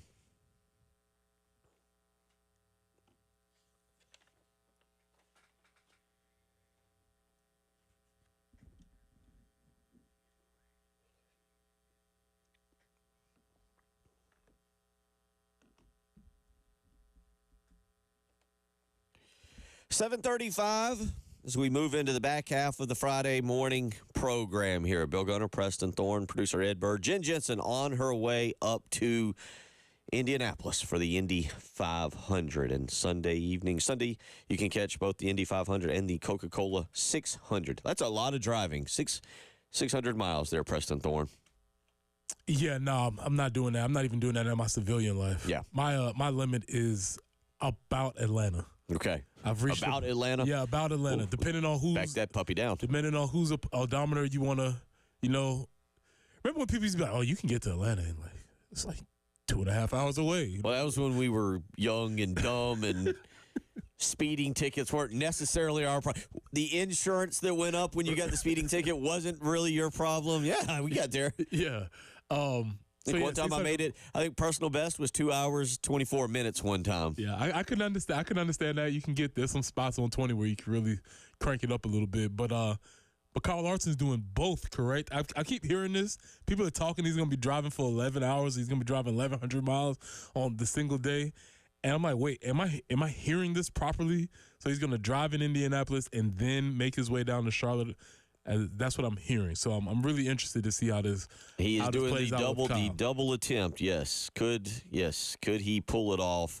There is an article on NBC Sports that said, could Kyle Larson be pulled from the Indy 500 early, or could he miss the Coca-Cola 600? Ooh. And then it says, what if Larson wins the Indy 500? Would he stay for the ceremonies and miss the start of the NCAA's longest race of the season? These are among the questions car owner Rick Hendrick faces heading into Larson's bid to become the fifth driver in history and first in the last 10 years to compete in the Indy 500 and the Coca-Cola 600 on the same day. There you go. All kinds of excitement there. Here's my thing. If he wins the Indy 500, you have to stay because you got to pour the milk on for you. That's true. That's a good point. You have to do that. You know what I'm saying? He's not going to get another opportunity to do that. And he races in NASCAR races all the time. So if he wins, I would advise him to stay and pour the milk over yourself. Now, this is a shame. What I'm going to read you is a shame because it seriously means a lot to Jen. This is her Christmas. This is her, I don't know how the rest of her family feels, but for Jen, this is her Christmas.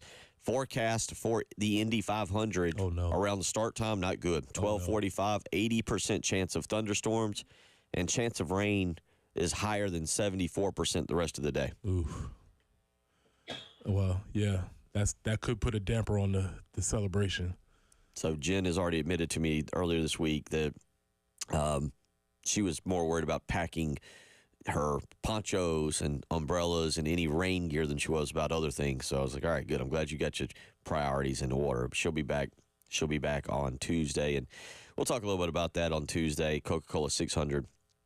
Just a 24% chance of rain at the start of the race and kind of hanging around that Sunday night up at Charlotte Motor Speedway. 803-404-6100 if you want to weigh in this morning. So the NCAA and its Power 5 conferences have agreed to allow schools to directly pay players for the first time in the 100-plus year history of the sports. Let me read this to you, and then I'll let Preston kind of, because I don't know. I don't know what it's going to really end up meaning, and we kind of discussed earlier, and I think that this is all just going to be a waste of words here in about 4 minutes, but the NCAA and its leagues are moving forward with a multi-billion-dollar agreement to settle 3 pending federal antitrust cases. The NCAA will pay more than $2.7 billion in damages over 10 years to past and current athletes. This is what sources have told ESPN. Sources have said the parties also agreed to a revenue-sharing plan allowing each school to share up to roughly $20 million per year with its athletes. Now, let's be clear about what that says, or the way at number one, what I'm reading here. With its athletes, not just with football players, with basketball players, with baseball players, its athletes. Hence, softball, soccer, men's and women's, I would assume in some way, shape, or form, equestrian, track and field.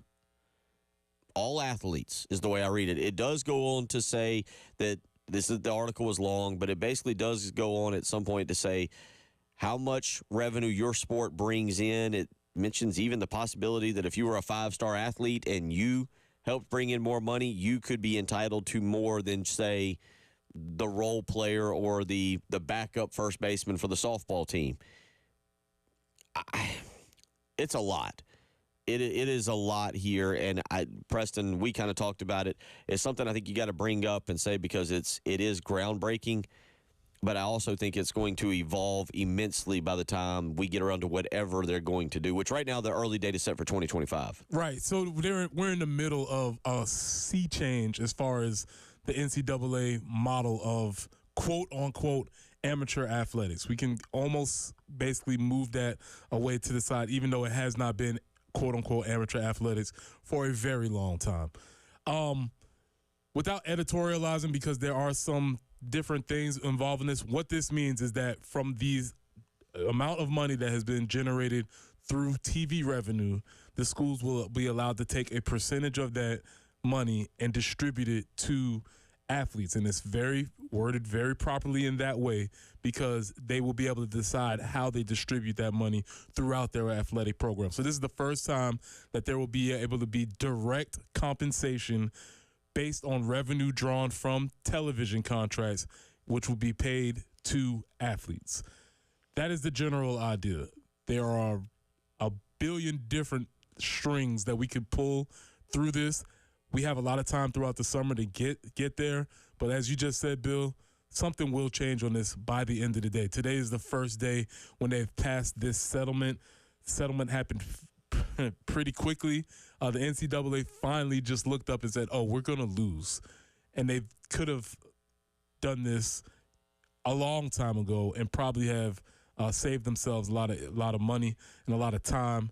They decided to fight it, but damn, they've come to the point where the federal courts have got behind them. There's antitrust legislation. You want to talk about the Sherman Act of 1846, Bill? That might be a way to get somebody involved in this, but a lot of the wins were not behind the NCAA sales, and so they've settled, and there will be some progress moving forward. Going to what you said, and this is we mention it just because it did happen in Sports This Day, but this was one of the key paragraphs that I read, and it just gives you an idea of where we're at. Steve Berman, who is the co-lead counsel for the athletes, and he is partnering with veteran antitrust attorney Jeffrey Kessler. Steve Berman said this week's agreement feels, now notice keyword there, feels, not is, but feels like a finish line. He goes on to say, but that the antitrust cases will not be officially closed for several more months. Other antitrust attorneys have told ESPN that the deal could unravel if athletes opt out to join a separate and pending antitrust case, or if the settlement terms are rejected. And then it goes on to tell me the co-lead counsel, Steve Berman, remains confident the deal will hold. And that's where we're going. He would remain confident because he's in the driver's seat of the deal.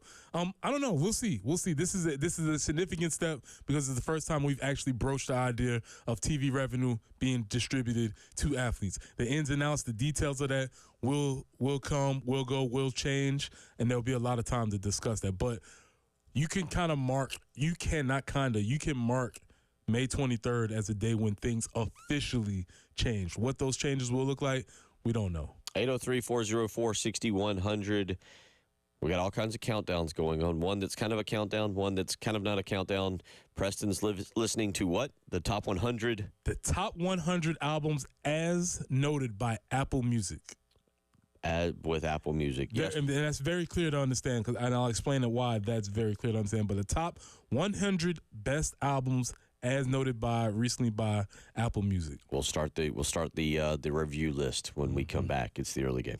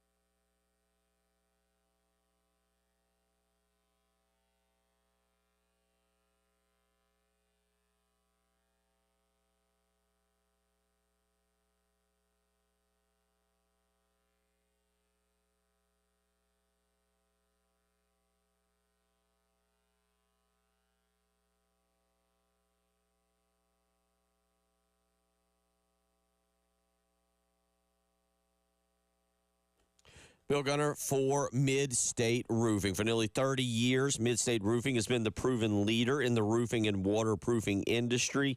That is their proven history, and it is their proven history that is your assurance that their professionals will provide proper advice, service, and results to the needs of your facility. And they're going to do it 24 hours a day, 7 days a week, in a manner that's most safe and pleasing to your operation. And you heard that right, 24 hours a day, 7 days a week. Mid-State Roofing is ready to take your phone call. So if you've got a leak, you need to let Mid-State Roofing take a peek. Give them a phone call, 803-356-1919. Again, it's 803-356-1919. You'll speak with an on-call technician or a Mid-State Roofing employee, and they can help work with you to get you into a maintenance contract that will help to protect your roof and keep it dry and running long into the future. 803-356-1919. Contact Mid-State Roofing today. Tell them Bill Gunner sent you.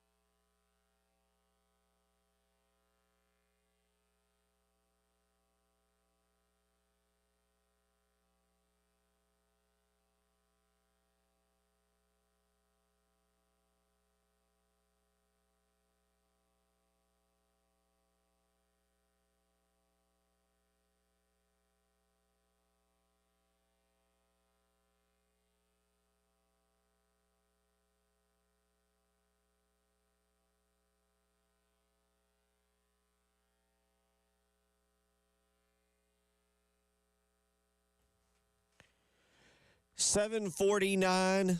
Moving through the Friday morning at a nice brisk pace, getting you ready. South Carolina baseball, 4 o'clock later today. We'll get back into discussing that a little bit in our number 3. But Preston Thorne has got quite the countdown going on. I'm a little confused about it. So you're listening to the whole album? Am I right on that? Yes, Bill. The whole albums. We're listening to the 100 best albums as picked by Apple Music, and headed by Zane Lowe, which if you're in the music nerd theory, there's a whole stuff around that. But the reason why we're doing this, obviously we had 100 days till football season, 100 albums. It's a perfect way for me to pass my summer through. We will be going up with topics that we will need to talk about. So we're going to count this thing down with the 100 best albums. So yesterday's album, for album number 100 for the 100th day, was Robin, Body Talk. Okay. Bill, I just have no clue who that is. Are you familiar with it at all? Not a I thought maybe Robin Thicke, but you said it's Swedish. Robin, not to be confused with Robin Thicke, who sang some very good songs. Not to be confused with Robin S., who's also a pop star. There you go. Some songs you may know of, but no, this is Robin, the Swedish pop singer. Here's what I'll say, Bill. Not for me. I'll say that off top. But if you are into pop, not for you, not your cup of tea, not my cup of tea. However, there were a few songs which I did enjoy. My top songs from the album were "Call Your Girlfriend," okay, which was a song about essentially Robin telling you to call your girlfriend and tell her that it's over because you met me. Oh. It's a great song. It was a very solid song, and also "Stars Forever," which was a very, very, very Vegas-y pop type song. As I was listening to this album, it gave me the feeling of sitting by a pool somewhere. Sitting by a pool somewhere with a lot of pretty people dancing around. That's the feeling that it gave me as I was walking through my neighborhood. So I was listening to this album. If you're into Swedish pop music, it is the 100 best album. If you're into pop music, I would recommend it. It wasn't necessarily for me, but it was a solid album. So that was yesterday's album. Today's album, Bill, number 99, The Eagles, Hotel California. I'm very excited about this. This one's, yeah. I've never listened to this album. Before I listen to it, Bill, this is what we'll do every day. Bill, are you in or are you out on this one? I'm in on that one, but I apologize. You've got me now looking up real quickly Robin, to just see, because you said, again, Swedish singer. Swedish pop singer. She looks as Swedish as you could look. Just trying to get a little information on Robin here to a little background. Just trying to have a little background because the Eagles I'm all in with. So by the way, what was our Darude? Was he Swedish? Have to go back and look. That's a tough one. But to finish off the Robin album, the caption for the album is, "Why choose between dancing and crying when you can do both?" And so it pioneered a genre of music where there are these really poppy dance songs, but underneath it, the songs are of heartache and strain, and also, the things that we like in music. So that was Robin. Today is the Eagles, Hotel California. Bill, you're in and out. I'm in on that one. All right. So I've actually heard bits and pieces. Yeah, and I've heard bits and pieces. Obviously, Life in the Fast Lane, Hotel California. I've heard the hits. But I'm going to go through and dig through the album and see if maybe this is something. The reason why I'm doing this, Bill, I love music. But obviously I have some blind spots. And so I feel like this 100 best albums is a way to sort of aggregate the best from all of these genres, hopefully, which Zane Lowe is not a great I was going to say, judge. give us a breakdown of where we're coming with this this list, 100. What do you mean? Well, how did he arrive? This is just 100 album. It's not in order. No, it's from 100 to 1. This is his countdown. Albums. This is Zane Lowe, who's the head of Apple Music. And again, if you're into music, you might have some issues with Zane Lowe being the person who says this, but that's why I keep saying this is Apple Music. Billboard has the top 100 albums that they do. These lists change, just like any good sports list. There's going to be a lot of conversation, a lot of should they be up, should they be down. Well, see, we've already got right here Justin Hall, our good buddy, who does some of the scoreboard show there on Friday nights during the fall. He's got a question. This is why I was a little confused when I was asking. He said, how are there 98 albums better than Hotel California? Can't wait to hear Preston's take on that. This is what we're trying to figure out. I'm waiting to see. I that's a good question. It's a good question. I imagine there's somebody out there right now who's saying, how are their 99 albums better than Robin's Body Talk? Nobody that's listening to this program. I would bet good money on it. Anybody out there, 404-600, Body Talk. Robin, is this your album? And yeah. Yeah, Ed is not allowed to comment, and yeah, there's nobody unless we have a Swedish audience, a Swedish following that I was completely unaware of. Bill, I'm gonna be honest with you. If you put this on, you would not know it was Robin. You could put the whole album on. What do you mean I would not know it's Robin as if I would know it's Robin? Well, what I'm saying is it all sounds very much the same. You would think it was generic Vegas-y dance music. You would. I'm gonna do this. What I'll say. It's not for me, but nobody out there would hate this, especially in the right setting. There you go. Eagles Hotel California on Monday. Keep you updated on that Tuesday. We'll keep you updated right. on that. Hour 3 on the way.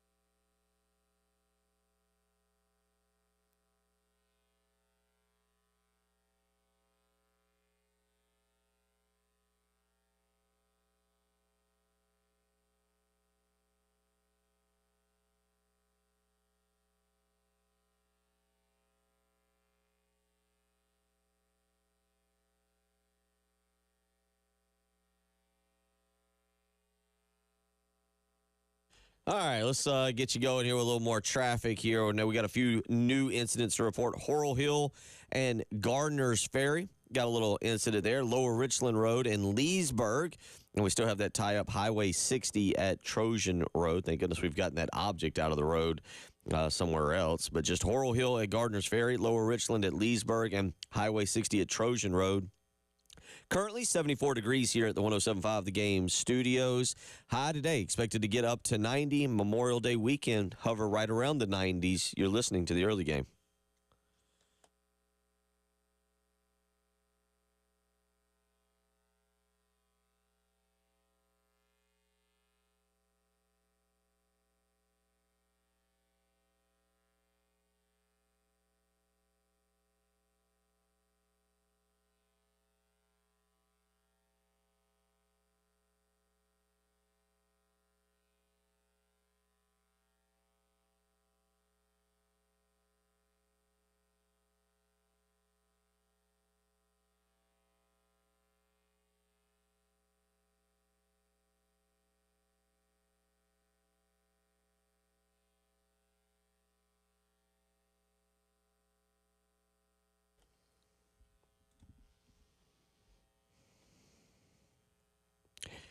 Final hour of the week for Preston and I. And then we're on a massive vacation. We're just 3 days off. We'll be back on Tuesday. We'll be ready to get into the NCAA baseball tournament and countdowns galore and June sports talk, which will center around a lot of other discussions that we've got lined up. But we've got one more hour that we will get to you, and we'll start it off by talking a little bit more about yesterday's baseball game. South Carolina drops an 11-10 decision to LSU. A fantastic game. Absolutely incredible game. Did not go South Carolina's way, but Preston, as we both agreed, if you were just watching because you love college baseball, SEC baseball, you just like watching a baseball, that had to be, unless you're one of those people who's like, I love the 1-0 game. Yeah, yeah.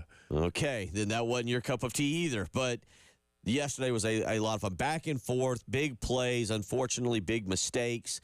And South Carolina had the two biggest mistakes down the stretch. Yeah, for sure. It was great game, highly competitive, offensive explosions everywhere. Definitely something that a casual would really, really enjoy. Unfortunately, probably most of you listening to this show are not casuals, and we all came up on the short end of the stick. But I would say this. I would say South Carolina, the old sports talk cliche, did you win the game or did you lose the game? And I would say South Carolina lost that game with the amount of errors that they made. Yeah, 4 errors yesterday in the ball game for South Carolina. 2 pivotal errors late in the ball game, and then look, if the double still works today, maybe we're praising the coaching staff or praising the players for pulling it off. It didn't work. I guess the double still the equivalent of the double reverse toss back to the quarterback, bomb down the field. Let me take this moment to remind you that on a second down against Tennessee, one former offensive coordinator decided to put a defensive end in the backfield and throw a pass as they were trying to score a touchdown, and that game went very south. I will never not take an opportunity to remind us. To remind us that happened. I'm trying to remember, but who was the other number 3 that for like the whole half I thought that was who threw the pass, because I just refused. I refused to believe. I refused to believe that what had happened, it didn't matter. I'll never forget sitting on my couch and refusing to believe. It's kind of is similar to when Melvin Ingram. Now this is different, but it's kind of similar to when Melvin Ingram ran the fake punt back and the announcers refused to believe that it was not D'Angelo Smith against Georgia back in the day. Right. And they finally had to zoom in. I was like, oh, it is Melvin Ingram. But that particular play call. And I don't remember who the number 3 was, but because I just justified, I was like, okay, well, I get it. It was an offensive player. And I was like, oh, okay, well, that kind of makes sense. I kind of get it. To be clear, the double steal was not that bad of a call. No. It was not. It was a strategic move. Coach Kingston said that he was being aggressive. I can go for it. It didn't work. It didn't work, and it hurt South Carolina. But a fun game. But South Carolina gives up 4 runs in the 8th and 9th combined, 2 in the 8th, 2 in the 9th. They blow a 10-7 lead, and they will play today. 4 o'clock, we will have the pregame for you right here, 3:45. 3:45 pregame, 107.5 The Game, and 100.3 The Game in Myrtle Beach. And first pitch 4 o'clock. And again, no other games scheduled before that in Hoover. There's nothing scheduled before that. So if you're thinking, oh, okay, well, I've got time to get home and get it on because it'll be running a little late. No, first pitch today will be at 4 o'clock. No game scheduled prior. You will have, if you want to stay up and watch some baseball after South Carolina and Kentucky, we'll have number 1 Tennessee and number 5 Mississippi State. Number 1 seed Tennessee and number 5 seed Mississippi State taking place 30 minutes after game 1. So some baseball to watch tonight. But let's do some real in-depth breakdown of the game yesterday. I'll start with this question to you.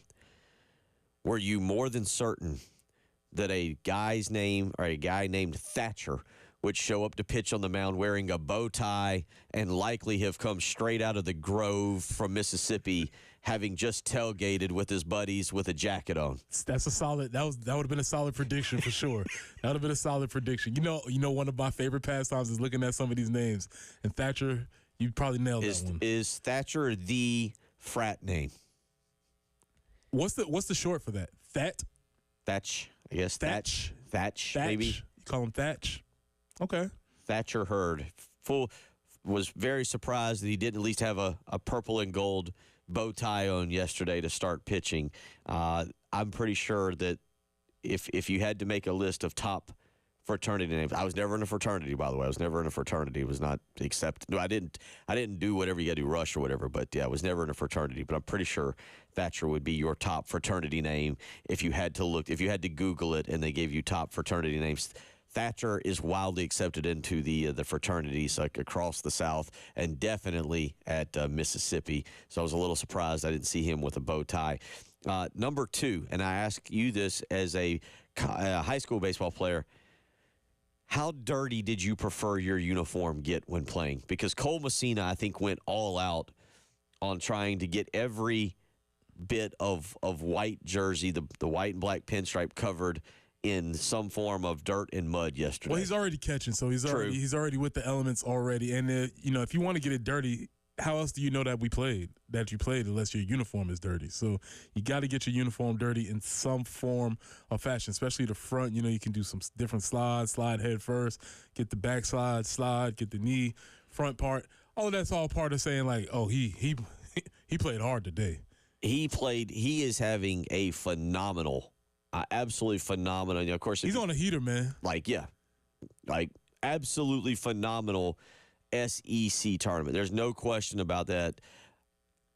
I will say for a guy that is playing as great as he is, absolutely incredible, that the slide into home plate might have been the least graceful slide I have seen. There was like a thighs first kind of move that resulted in some worm action.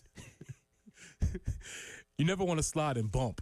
It's supposed to be like a smooth deal, but sometimes also I couldn't help but wonder, like, it's been forever since again, when I say forever, I mean 30-ish years of going back to like Pony League baseball before I dove head first back into a base or anything. So I am not one to be speaking of the grace or the fluidity you have to make a head first slide. What I can say is, as I watched Cole Messina go thighs first, then kind of worm his way into home plate, I was like, is that how we're doing it these days? Well, here's the thing. You never know with baseball because things change so rapidly. So it might be like, yeah, that's the new technique. It's more efficient. The analytics say that if you hit your thighs first, you actually get there faster than hitting your – who knows what's happening. But here's the deal with Cole. I'm afraid that if the Gamecocks don't win this series, we might miss out on this historic run that he's putting together. Because, I mean, as I'm looking right now, I think he's 8 of 11, 4 home runs. Yeah, it might be 8 of 12. 8 of 12. 8 of 12 now. 4 home runs, all of the RBIs. And it kind of, nobody's going to really remember it unless they win you got to get on a run in order for us to actually really remember how special this tournament performance is for Cole, because he is out there balling out of control right now. He is playing so well that almost it felt when he struck out there late, he and Parker Nolan struck out late, I think the 8th, it was a shock. I mean, whoa, how good is this pitcher? Yeah. Is he the number one? Somebody check here. Is he the number one? I mean, number one pitcher in college baseball? Like, incredible night for Cole Messina yesterday. And again, as you mentioned, he is having an absolute SEC tournament. And he's also just being, I think, the emotional leader as well. And that's typically catchers. I feel like they either run hot or cold. They're cool, calm, collective guys back there. Pudge Rodriguez comes to mind. Or they're the fiery, in-your-face guy who doesn't take anything. Yeah, well, because of the nature of the position, they can, they're controlling the game. They have essentially the team is theirs as far as the emotional center and setting up all the calls. But also, in order to be a catcher, you got to be a little bit off center as far as your brain is concerned, because that is not an easy position to play. Catchers probably bunch of nicks, bumps, bruises. It's all game. You got to bend down the whole game. You're getting foul balls off you. Too many people are tight into you. It's just a different disposition. So, yeah, it doesn't shock me that the catcher would be somebody who people would look to for emotional leadership. But the jersey was an impressive level of dirty yesterday. Also, he has an unprecedented amount of eye black on also. He's going for like the Ultimate Warrior deal. This is another thing that I've noticed. Like, I don't know the movie. I think it actually came out yesterday or earlier this week. The movie Furioso, the Mad Max saga movie, where she wipes the eye black like all over her face. I guess I feel like this is baseball now. Like, it's just and really football for that matter too. It's just however you want to paint your face for the game, go right ahead, because it doesn't feel like it was that way 20 years ago. And in this segment of We've Gotten Old and we yell at clouds. I feel like the eye black community, I don't know what stock is an eye black stock, but I feel like that stock is up because college athletes, specifically football and baseball, are using it not for what it's meant for. You think clubhouse managers treat eye black like toilet paper? Like, guys, you don't need to use the whole thing. We got a limited amount of eye black. Can we just put one strip, and move forward? Yeah. I mean, we don't need to use all these paper towels. I mean, are we going to the cheaper eye black now? Are you having to buy the generic or off-brand eye black? No more of the fancy stuff. Yeah. Players these days. Baseball's a wild sport. Just because even yesterday they're interviewing Tommy the Tank, and he's talking about all those gold chains he's playing with. And I don't gather how you play with that. Like, I wear one necklace, and I have to kind of tuck it in to make sure it doesn't like bang around. And I can't imagine like running, diving, swinging. Bill, I got kicked out of a game one time in a varsity baseball because I was trying to wear my chain. The umpire told me to take that chain off. I said, yes, sir. Promptly tucked it back into my jersey in my undershirt, kept playing, slid into second base, did not account that the chain would come out of my jersey. He saw the chain. Get out. Talk about a long, shameful walk across the diamond. And when the coach was like, "What's going on?" I was like, "I don't know. I don't know what's going on. I don't know why he told me that." So, how'd that conversation finish? I was sitting on the bench. I got thrown out. This was way back in the time where that conversation could finish with "Go run." Yeah. There's the tracks over there. We'll catch up with you after the game. It's okay. There you go. 803-404-6100. How you can join us. We'll continue on. You're listening to Preston Thorne, Bill Gunner, producer Ed Bird filling in for Jen Jensen. It's the early game.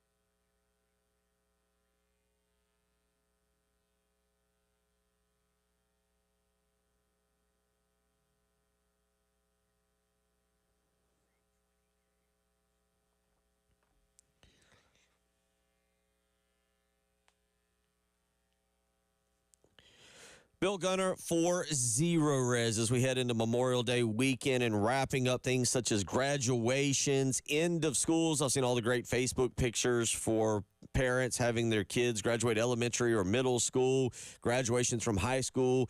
Well, guess what? Summer is now upon us. That means the kids are home. That means they're tracking in more dirt and everything that comes along with that.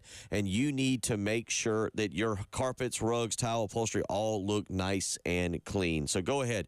Give Zerez a phone call today, 803-262-4020. Get 3 rooms of carpet clean for only $129. Book online, ZerezColumbia.com. Again, that's 3 rooms of carpet cleaned for only $129. Book online, ZerezColumbia.com. Zerez, spell it backwards or forwards. It's the right way to clean.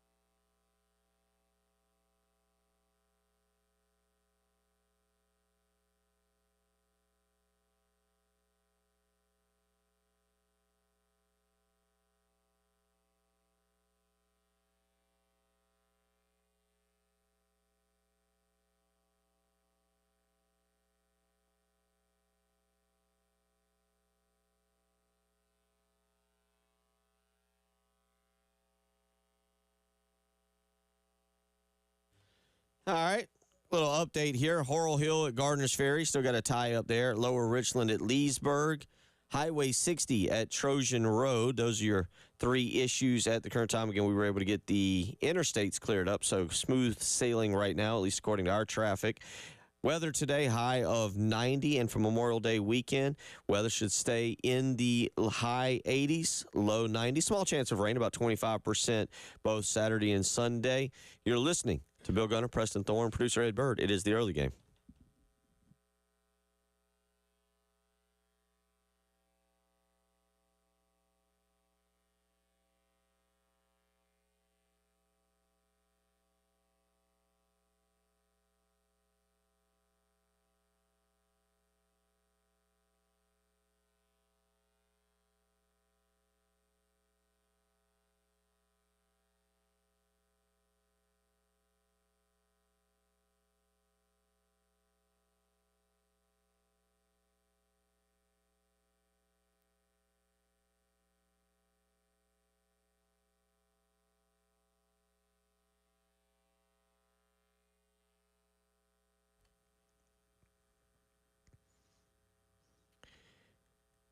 803-404-6100. I do think I have figured out we do have an issue with the text line. So if you have sent in a text this morning, I apologize. It is not coming through. I just tried to use my cell phone personally to send a text, and it does not seem like we are getting the texts that are coming if you have been sending them in all morning. So just FYI on that. Actually, does, just for the record, it does not look like we've been getting texts since 1 o'clock yesterday. So if you've been texting and you're like, man, they're not reading my text. Nobody's telling, I get big opinions. I want to weigh in on albums, or I want to weigh in on clean jerseys or something. Apologize. It does not look like we're doing that. So I'll get that, run up the flagpole here and see if we can get our text line back up and running. But, yeah, it does not appear text messages are coming. And I was wondering, I was like, boy, I don't think we're putting on a good show today. At least nobody's weighing in on the text line. The phone lines were red hot early, but nobody's on the text line. But turns out it looks like we are. The text line is not working. So if you've done that, I apologize for us not receiving that. 803-404-6100. Message board mayhem. Florida fans are handling the Jaden Rashada stuff really well. I'm sure. Very fair and balanced view of both sides, right? Jeff Gators has a plan. Seems like a sleazy PI needs to be hired to help rip the Rashada family to pieces in the media. Plus cat heads in the mailbox type stuff. Settle down over there, Florida. Just calm down. Just pipe it down a little bit. 803-404-6100 is how you can weigh in if you want to do that. Yeah, the Jaden Rashada thing, Preston Thorne. Again, we're going to continue to watch this. You got the stuff occurring that we talked about earlier as it pertains to the NCAA and paying money. But we'll kind of continue to just bring this up as we watch what may or may not happen with Jaden Rashada. But certainly, interesting situation continuing to develop there. And now you see the NCAA basically saying, well, we'll pay some money. I don't know how that'll impact the Jaden Rashada legal deal. Oh, I won't impact it at all. Specifically this legal deal, because what the accusation is that there's an alleged fraud in specifically where Billy Napier was named, was that he claimed this specific amount of money was going to get wired to him as soon as he signed this NLI, not the NIL, the NLI. He signed, apparently that money never showed up, and then the contract was canceled. So that's the alleged fraud. And as I've said over and over again, there are not any heroes in this particular narrative. But this suit, I do think, is necessary to expose some of the underbellies of a lot of these situations. One other post on the Florida message board, on message board mayhem, Iron Gator, of course, well-known, respected poster. This is definitely 100% Kirby giving us bad press and tying up resources to defend this insanity. It will have some kind of effect, whether it's someone not considering the Gators or another coach being able to negatively recruit some other small thing. That's all he wants. It's all about finding any advantage and exploiting it. I guess that's one of the reasons he took Rashada in the first place. No, I applaud your creativity, but I got sad news for you, Mr. Gator fan. Kirby Smart's not even thinking about the University of Florida. No. They play them eventually, I guess, but he has way bigger fish to fry than the Gators. So I know you all think that this is still a rivalry because you have a player in a game with a name on it, but that rivalry's about over. There you go. There's your message board mayhem. Florida Gators not being happy, not being particularly thrilled with anything coming out of Georgia right now. It will add and make it a little entertaining, some spice to the cocktail rivalry. But I got a feeling Billy Napier seems unlikable, like he's not in that group coaches text thread that Shane Beamer referred to earlier this week. And I feel like Kirby Smart might have something in store for Billy Napier when they meet in Jacksonville later on this year. As in, like what? Running up the score? Yeah. Put it up, run it up? Like a 50 burger. Yeah. He probably could do that by accident. That probably just happened without him even trying. It's probably true. Probably true.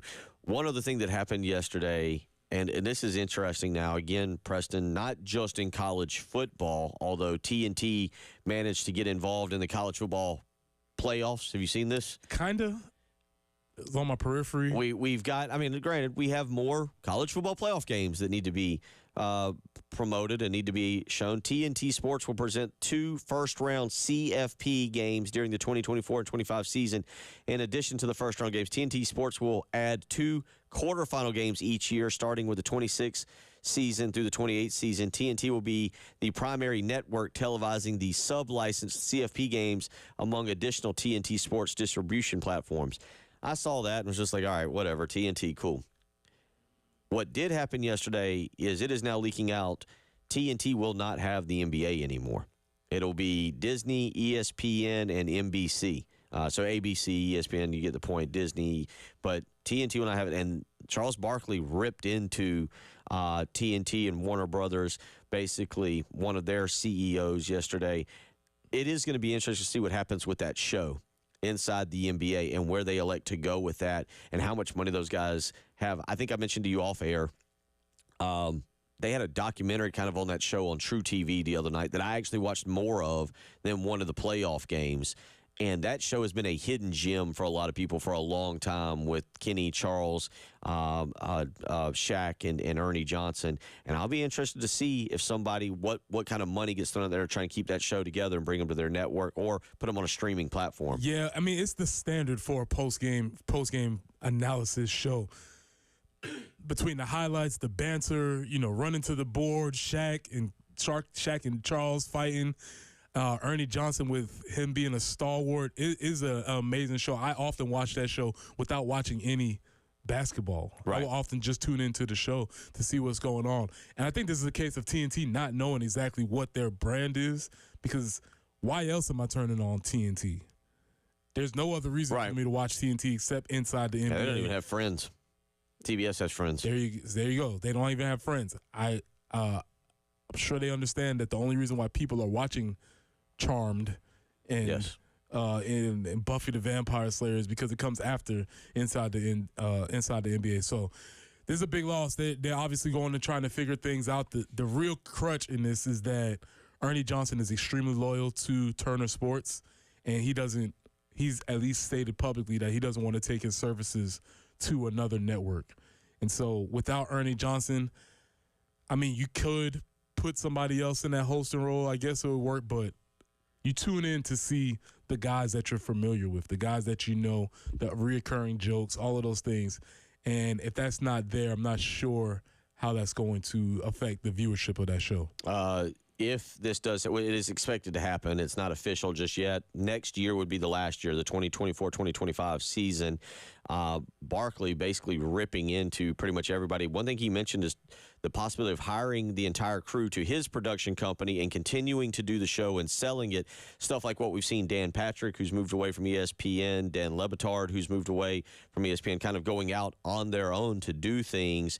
That would be kind of interesting to see if he's able to then turn around and sell it to basically another entity such as NBC, or going to Amazon or going to Netflix and hosting something there. There is a route for that, but I'm here to tell Charles, I don't know if you want to work that hard, sir. He doesn't. Right. Charles is great because he can just show up and be Charles. I don't know if he wants to. Oh, no. He would have people. He would have people. But even still, I think he likes just he's great because he can show up and he has the full range to be who he is. And regardless of what, it would be different. There's another year left.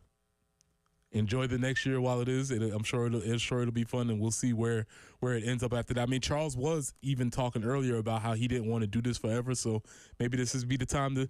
Sometimes things just have to end, but it's been a great run. And if you haven't seen that documentary, I would recommend it. Did you see it? I've seen parts of it. It's very good, talking about their time, especially the time where I don't know if you saw the part where they was focusing on Ernie with his son with special needs and how they all came together around him. So really, it's one of the best shows on TV, period, regardless of whether it's sports or not.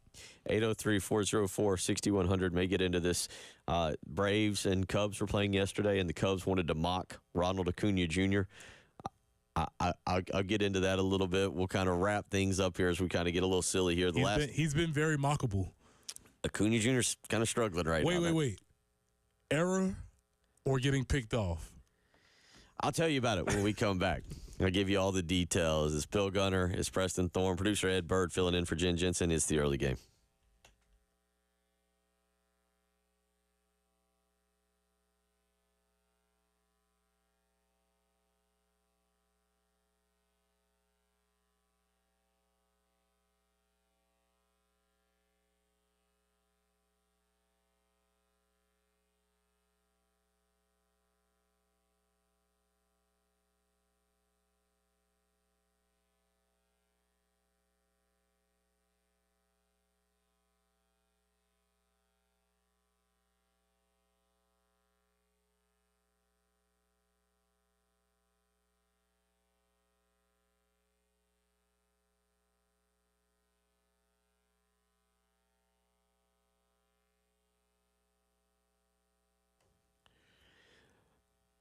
Bill Gunner for Corley Pool Solutions. All right, now is the weekend where we all start using those pools of yours, and we want to come over, and we want the pool to be clean.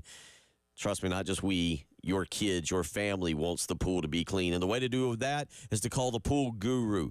That's Tracy Corley with Corley Pool Solutions, who believes in providing the absolute highest quality swimming pool service at the most affordable price to you and your family. And with flat rate pricing, you know exactly what you're paying for, including all of the chemicals. Everything is right there in front of you. So contact Corley Pool Solutions today, 803-445-8109, and go ahead and get that maintenance lined up. Don't think about trying to do it yourself this summer. It's more affordable for you to contact Tracy Corley and Corley Pool Solutions today, 803-445-8109, and let Tracy and his team clean your pool, then you try and do it yourself. 803-445-8109. That's Corley Pool Solutions.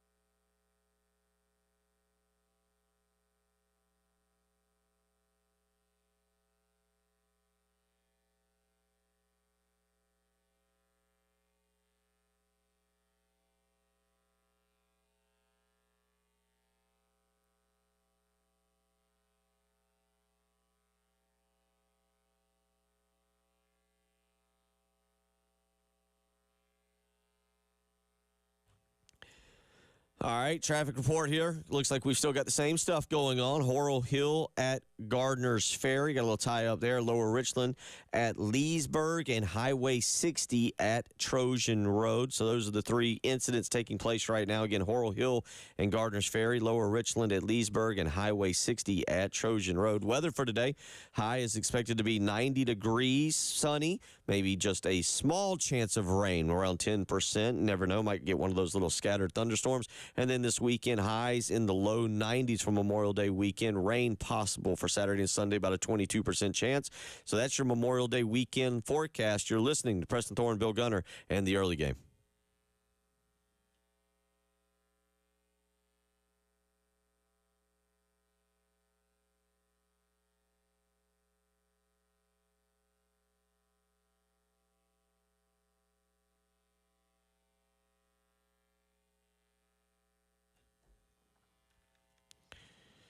Pettiness at its finest, Preston Thorne.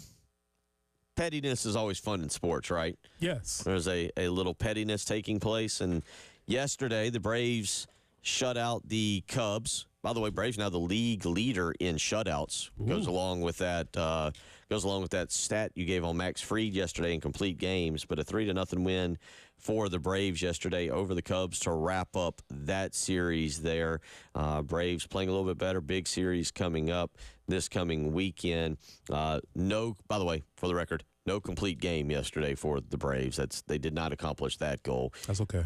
But one thing that did transpire during the game, so back last year, the Cubs came to Atlanta in September. Pivotal series.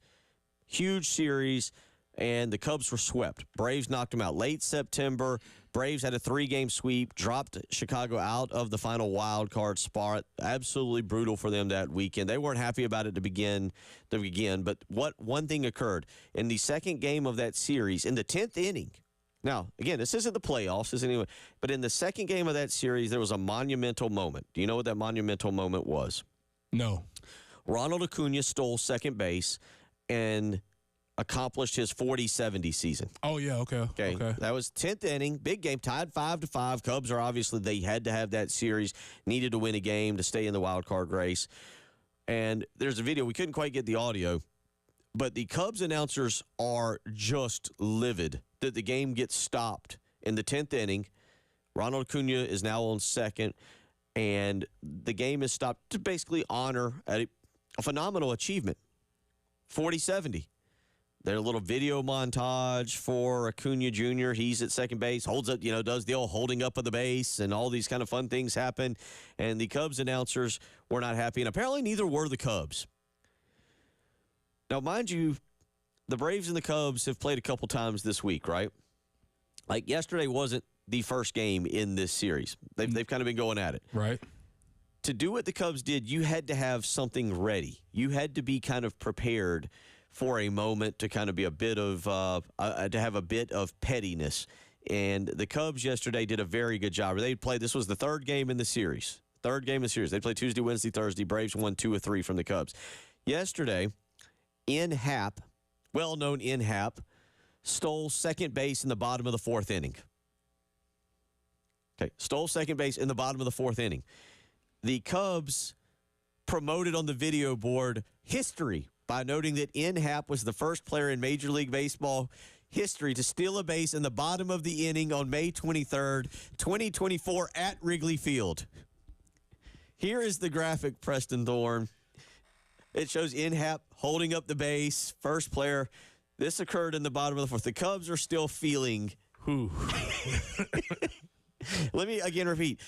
They made a side. They put it on the big board. I mean, this wasn't like done in just.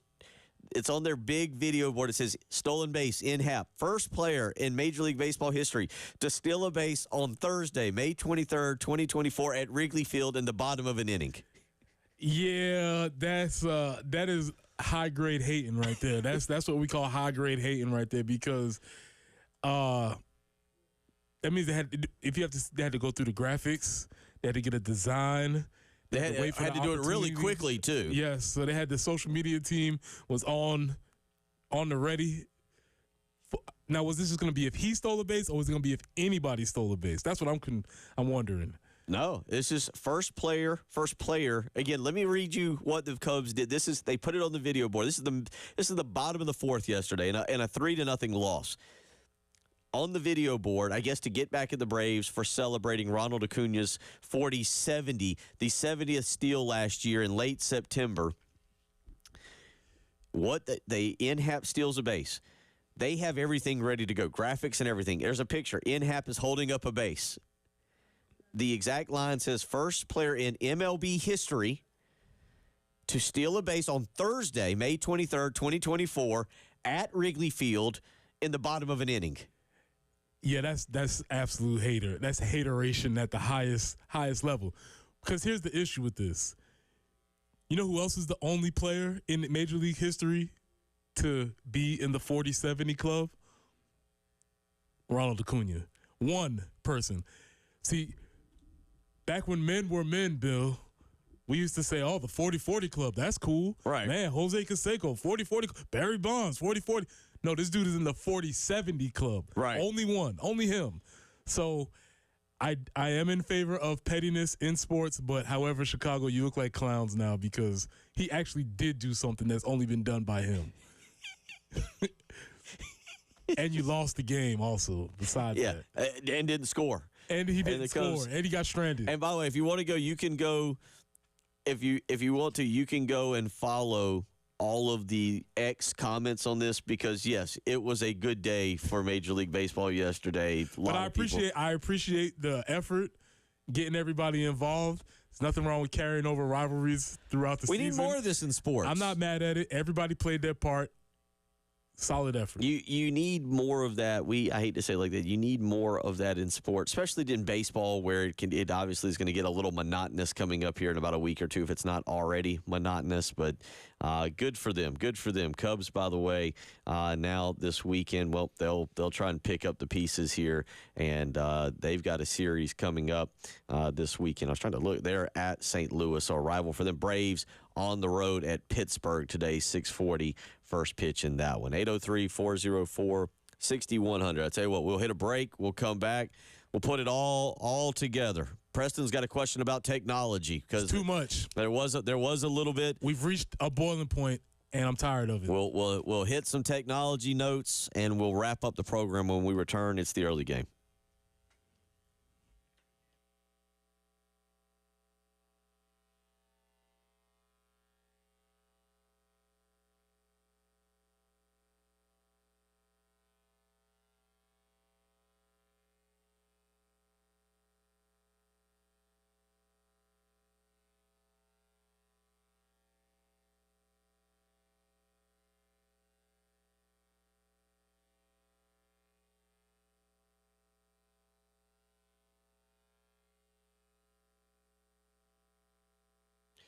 Bill Gunner for Mid-State Roofing, owner, founder, Larry Leitner. Tell you what, he has been taking care of Columbia, Florence, Myrtle Beach, the state of South Carolina, and their roofing needs for nearly 30 years, being the proven leader in the industry, and he is ready to help you. One of the great things that Mr. Leitner and Mid-State Roofing does is they offer you help 24 hours a day, 7 days a week. And with summer thunderstorms coming up, you might be asleep one night, and all of a sudden you hear dripping or you hear something happening to your roof. You can give them a phone call, midnight, 1 a.m., 2 a.m. You'll speak with an on-call technician that's ready to help you. And that's one of the great things about Mid-State Roofing. 24 hours a day, 7 days a week, they're ready to take your phone call. 803-356-1919. You can visit them online, midstateroofing.com. But again, 24 hours a day, 7 days a week, they'll help you with a maintenance contract. 803-356-1919. If you've got a leak, let Mid-State Roofing take a peek.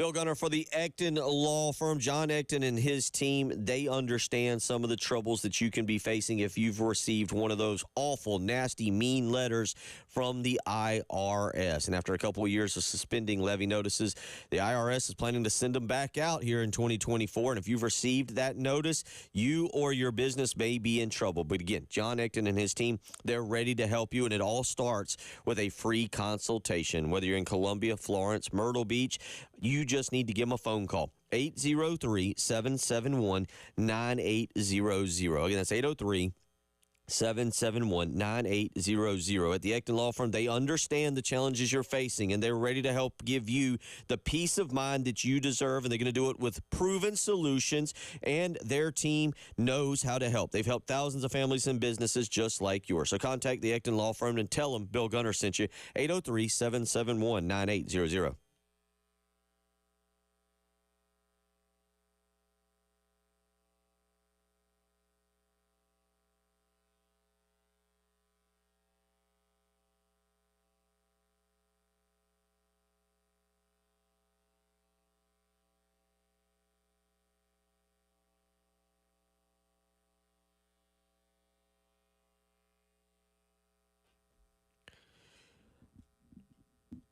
We're going to do one more man against technology, old man rant segment here in just a minute. Preston Thorne saying sometimes technology goes a tad too far, and we'll let him get into that. But real quick, do want to just tell you, if you didn't see it, some South Carolina athletic news yesterday. The Gamecocks electing to part ways with men's golf coach Bill McDonald yesterday. McDonald had been with the Gamecocks for 18 seasons after being hired in 2007. Under his direction, the team had a program record 29 tournament wins, 34 individual tournament winners.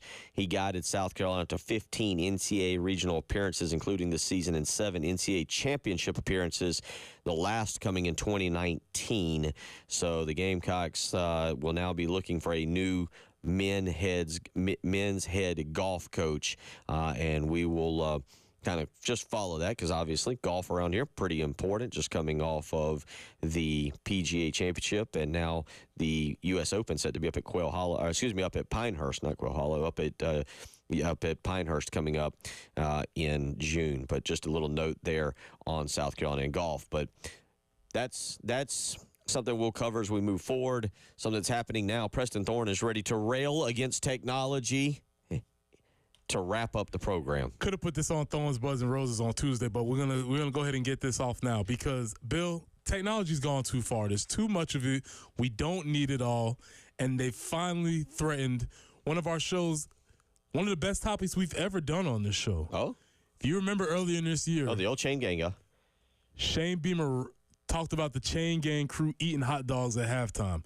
It gave us an hour worth of content. We had people calling in. We talked about the chain gang crews. And now the NFL is threatening to remove the chain gangs in favor of some, let me find the proper term, True Line technology. Of course. And what it is they're going to be using some sort of doodad, beeble bop, to measure the first down markers on the field. We don't want this. Many of you have asked for it. Many of you said you wanted it because you're so obsessed with accuracy. We don't want the umpires calling strikes and balls. Can we get a review? VAR in soccer. Enough of it. Can we just let the umpires do their jobs, even though they may not do them well all the time? I'm tired of technology, Bill. I don't want any more replays. Well, here's the thing. I don't want any more. I don't need more accuracy with my sports. Just give me sports. Here's the thing about this. Like, what are we doing here? Like, these guys aren't making calls. Their job is to hold 2 poles with a chain attached 10 yards apart. Let these guys be there. This is probably the highlight of their day, highlight of their life. I honestly have no idea. We might have to get Anonymous Kyle back on to really, like, is there schools you go through? You know, you have to learn how to put your socks on properly. Also, what is going to be the drama of did they make it? And you got to pull the chains out. That's a great point also. The expertise Everybody has watched enough football to be like, oh, they didn't make it. They didn't make it. I mean, let's be honest. One of the greatest moments in South Carolina football history would not be one of the greatest moments in South Carolina football history without a chain gang, Steve Spurrier, and the official all looking over the ball and trying to figure out if that ball was equal to the pole holding the last link. Imagine that moment, if you will. It's 2024. They're playing. The ball is over the line, and the referees go, all right, let's go to the VAR system, and then some jabroni from the New York. Yeah, somewhere. some jabroni from some remote location says, yes, it's a first down. There's no drama, no intrigue. Nothing happens. You don't get to see Steve Spurrier throwing down his visor. What are we doing? Yeah. Bill, my question is, do we want this? Why do we want this? Why? We don't need it. Well, and Major League Baseball yesterday. This is the other part. That's what I'm saying. Major League Baseball coming out. We don't want the robots to take over. Yeah, I don't just Major League Baseball saying robot home plate umpires unlikely for 2025. Come on, man. Part of the game, I wish we'd have done this maybe a little. I should have done a little bit earlier. Part of sports is missed calls, right? Yes. The human element. Yes. The human element yes. of a missed call that you have to overcome. Yes. For example, I really at the time didn't think it was a missed call, but maybe I just didn't pay enough attention. Nobody seemed to make a big enough deal about it. But the bunt yesterday, Vern and Gamecock Larry, if you had those two agreeing with each other on your bingo card, congratulations. Way to start your weekend. But both saying that Mark Kingston should have challenged, and I'm fine with challenges, but that both saying Mark Kingston should have challenged the attempted bunt there later in the game that apparently bounced off a home plate and ended up resulting in a double play that killed a Gamecock rally late in the ball game. Right. But they made the call, and that was part of the game. That's what it is. Bill, I'm going to even go further. I don't want the challenges. Done with them. I'm okay with the challenges. I don't want a challenge. All I want is a head coach to come out of the dugout knowing that there's nothing he can do except yell because the call's already been made. He's just going to kick dirt and scream, call him a few names, and then go about to the dugout. Why do we need 15 different angles of what happened? Then we can maybe compromise on this. Challenges in the last 2 minutes of a game so I don't like seeing games decided on a bad call. Oh, that makes it exciting. I don't want to go down that path. I'm trying to think. Did you ever have a game that just a call in the last few I can't think minutes just absolutely yeah. Yeah, but Bill, have you ever had the feeling of when that call goes for you and you just got to just be like, oh, yeah. It's part of the game, man. It happens. You go one way, sometimes you get the call, sometimes you don't. Play a little AAU basketball where calls are arbitrary. Too much perfection, man. We don't need it. We don't need it. I understand efficiency and we're trying to get accuracy and everybody's so concerned with everything being down to the inch. Whatever, man. Pull out the chains. Let them run the chains out, walk about that moment of deciding, did he make it? It's not going to be enough. It's not going to be up. Oh, and then they put up the little two fingers, and it's like, oh, it's inches. Oh, fourth. But inches, what did it say? It's 4th and 1, but it's a long one. Long one. Oh, we've hit the long one. That's a unit of measurement. It's a long one. Yeah, it's we'll watch that. Yeah, I am with you. Don't get rid of the chain gangs. Come on, what are we doing? And don't go away with home plate umpires either. 803-404-6100 again as we wrap things up here. Do want to just again from us to anyone out there, obviously Memorial Day weekend, honoring and mourning the U.S. military personnel who have passed away while serving in the United States Armed Forces. Preston Thorne. Obviously, we will observe that on Monday, and we will be back on Tuesday. But thoughts and prayers to those U.S. military personnel and their families as well, who have given us the opportunity to even have technology. Exactly. For us to have stupid conversations like this. Yeah. Seriously. Yeah. It's really cool. If you've had a family member that has passed away while serving, thoughts and prayers to you. And we will observe that on Monday, and we will be back on Tuesday. And Tuesday when we come back, all right, I'm guessing we're talking NCAA baseball tournament. Hopefully. We will be talking. Are you pulling for Clemson Regional? Yes. And flat-out chaos. All the drama. Give me all the drama. Ex-coaches on the staff, home teams, away teams, rivalries. We may not even, all. if they're not in the Clemson Regional, we may not even talk about it. We may just ignore baseball next week. Y'all have a great rest of the weekend. Have a great Memorial Day. Preston Thorne, I'm Bill Gunner. We're gone. See y'all.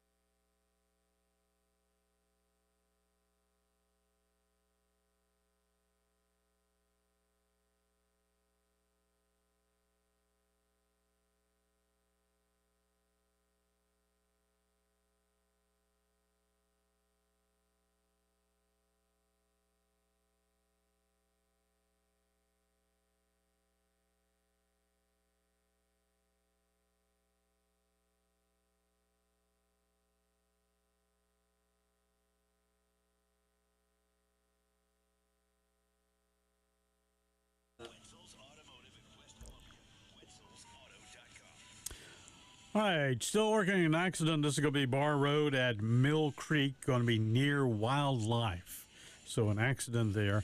Your weather outlook for your holiday weekend, 91 for a high today. Chance of afternoon thunderstorms, about 40% chance of those storms today. For tomorrow, 90 for a high, another chance of afternoon thunderstorms. Partly cloudy for Sunday with 93 for a high and a 20% chance of those afternoon thunderstorms. Not as bad, but, the chance is there.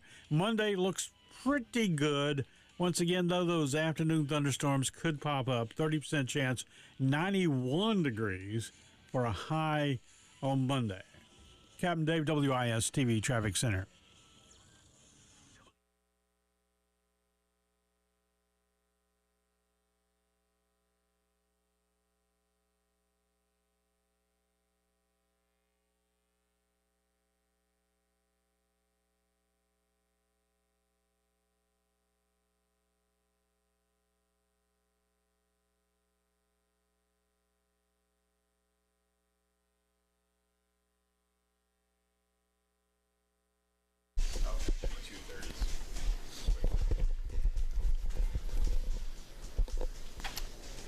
9 o'clock on your Friday morning. Welcome in. It is the Extra Point and the Gamecock Central Takeover Hour presented by Firehouse Subs, live at Firehouse Subs on Forest Drive. Store opens up in right about an hour. Come by and see us. Get a delicious sub.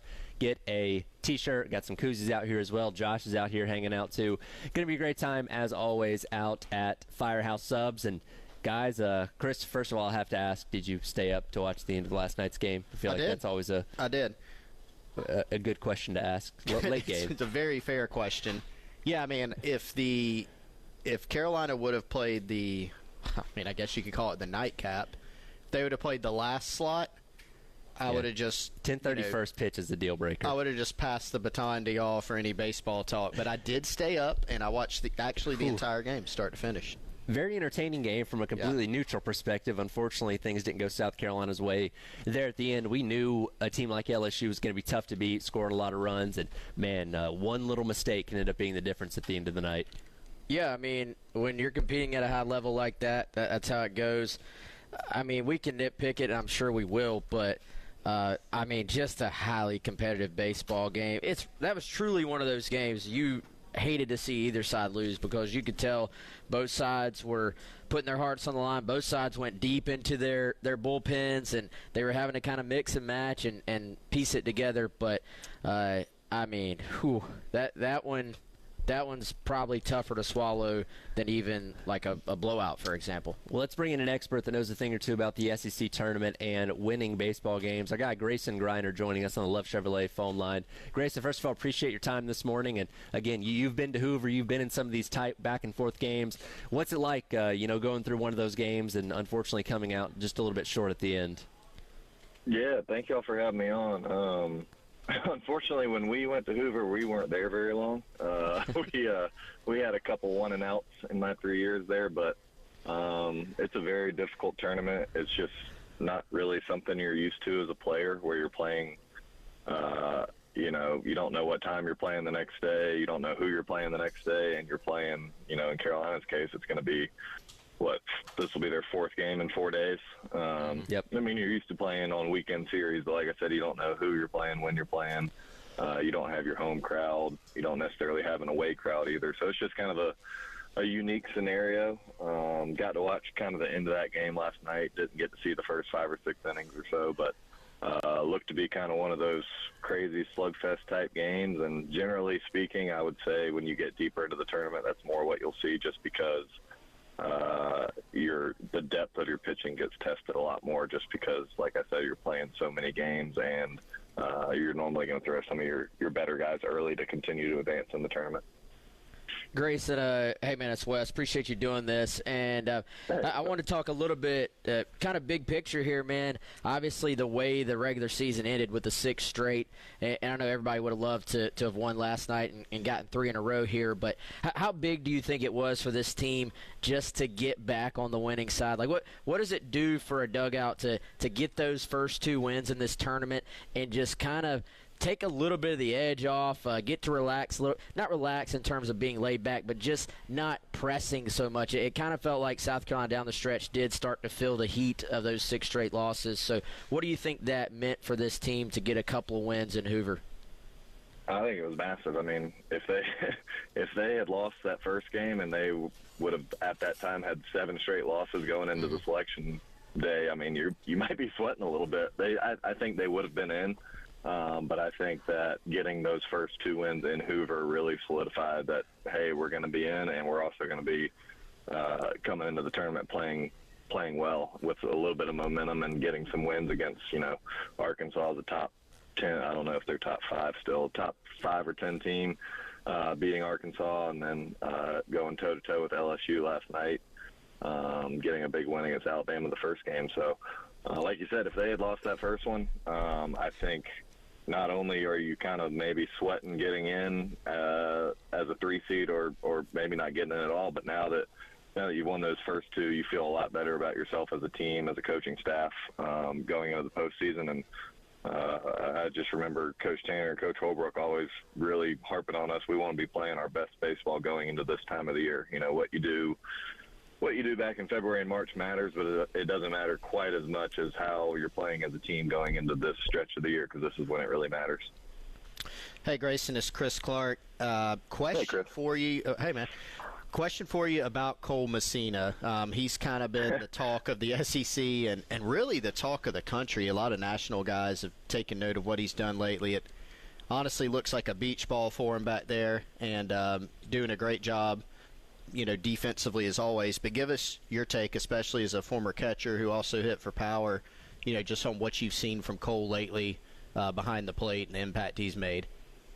Yeah, it's been just so fun to watch. I know Cole pretty well, done a couple camps with him down in Charleston and gotten to know him pretty well over the years, and I'm just glad he's kind of getting his flowers right now. He's always been a really hard worker. His first year at Carolina didn't go how he wanted, didn't get a whole lot of playing time, but he didn't pout, he didn't transfer, he kept working hard, and last year came onto the scene. Got all the accolades, all the awards, and I was a little worried, going into your draft season, your junior season, sometimes you can put a little pressure on yourself. And after the sophomore year that he had, I feel like he probably wanted to take on even more of that leadership role. And early in the season, he was playing fine. It just wasn't kind of the level that we had seen the previous season. And then the second half of the year, he was just lights out in SEC play, really carried the team. And what we've seen in Hoover so far, I think I could be wrong, but I thought I saw something flash up on my TV last night saying he set the SEC tournament record for RBIs in 2.5 games. So that's anytime you do that, and that tournament's been being played for a long time. So, like I said, I'm glad he's getting his flowers right now. He's an incredible guy, an incredible player, and I'm just really happy to see what he's doing. Again, talking to former Gamecock Grayson Griner about what's been going on with South Carolina out at the SEC tournament. Speaking of Cole Messina, and Coach Kingston mentioned this the other day, when Messina's on, the rest of the offense usually falls in line. From the perspective of being a former player yourself, when that best player on your team is hitting and driving guys in, how does that flow to the rest of the offense? And from a catching perspective, you mentioned 4 games in 4 days now. What's that fourth game going to be like for Cole Messina? Again, you're sitting behind home plate, catching every single inning, going out there running the bases. What is that fatigue factor like on day number 4 in a tournament like this? It'll set in a little bit. A lot of it's going to depend on the weather. If it's, if they're playing in the middle. What time do they play today? I haven't 4 o'clock today. 4 o'clock. Okay, so if it's middle of the day and the sun's beating down, he might feel it a little bit. But knowing Cole, I know he trains really hard and gets his body in shape for these moments. He's caught a ton of games this year. I would imagine he'll be back there again today and be just fine. I don't think you'll really see a ton of side effects from it. But to answer your first question, when you have a guy like Cole or a guy like Petrie that can literally carry your team offensively, the other guys, it takes a lot of pressure off them, and that's why you have guys that get the All-SEC, All-American accolades, is because they can single-handedly take over a game. You see a lot of guys in the SEC that kind of have that same stature, with Condon at Georgia, Caglione at Florida, Montgomery at A&M. I feel like all the best teams in the SEC have those 1 or 2 guys that you can just pencil them in the middle of the order, and when you need a big hit or a big at bat, you feel pretty good about them at the plate. And right now, that's Cole for South Carolina.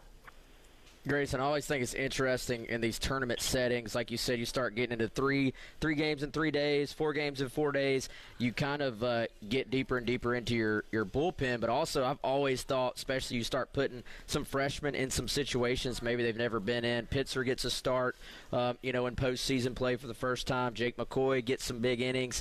And it was a little bit up and down. They're still young guys. But how valuable do you think SEC tournament play can be for a young guy to maybe prepare him for a potential big situation coming up in the regionals next week, just to kind of be in that spot where the tension is a little bit higher than a regular season game?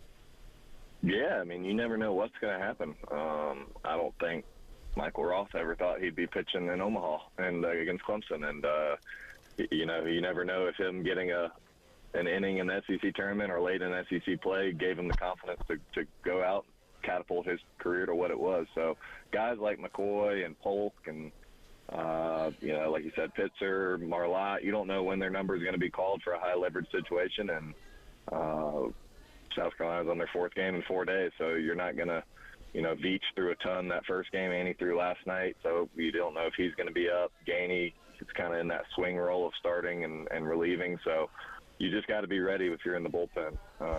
The Coach Kingston and Coach Williams have a lot of decisions to make just because you're stretched out and you're stretched a little thin. And I feel like, when you get to the college level, especially the SEC level, those guys in the bullpen, they stay ready. Even if they're not getting the innings they may want, they're getting their work in during the week, throwing their bullpen, staying ready, and that's kind of the mindset you got to have, because it takes every single person to make a deep run in the postseason, from the first guy from Cole Messina to the last guy on the active roster. So you just got to always stay ready, and you never know what we're going to see. We might see a guy step up. I really like McCoy. I think he's really good.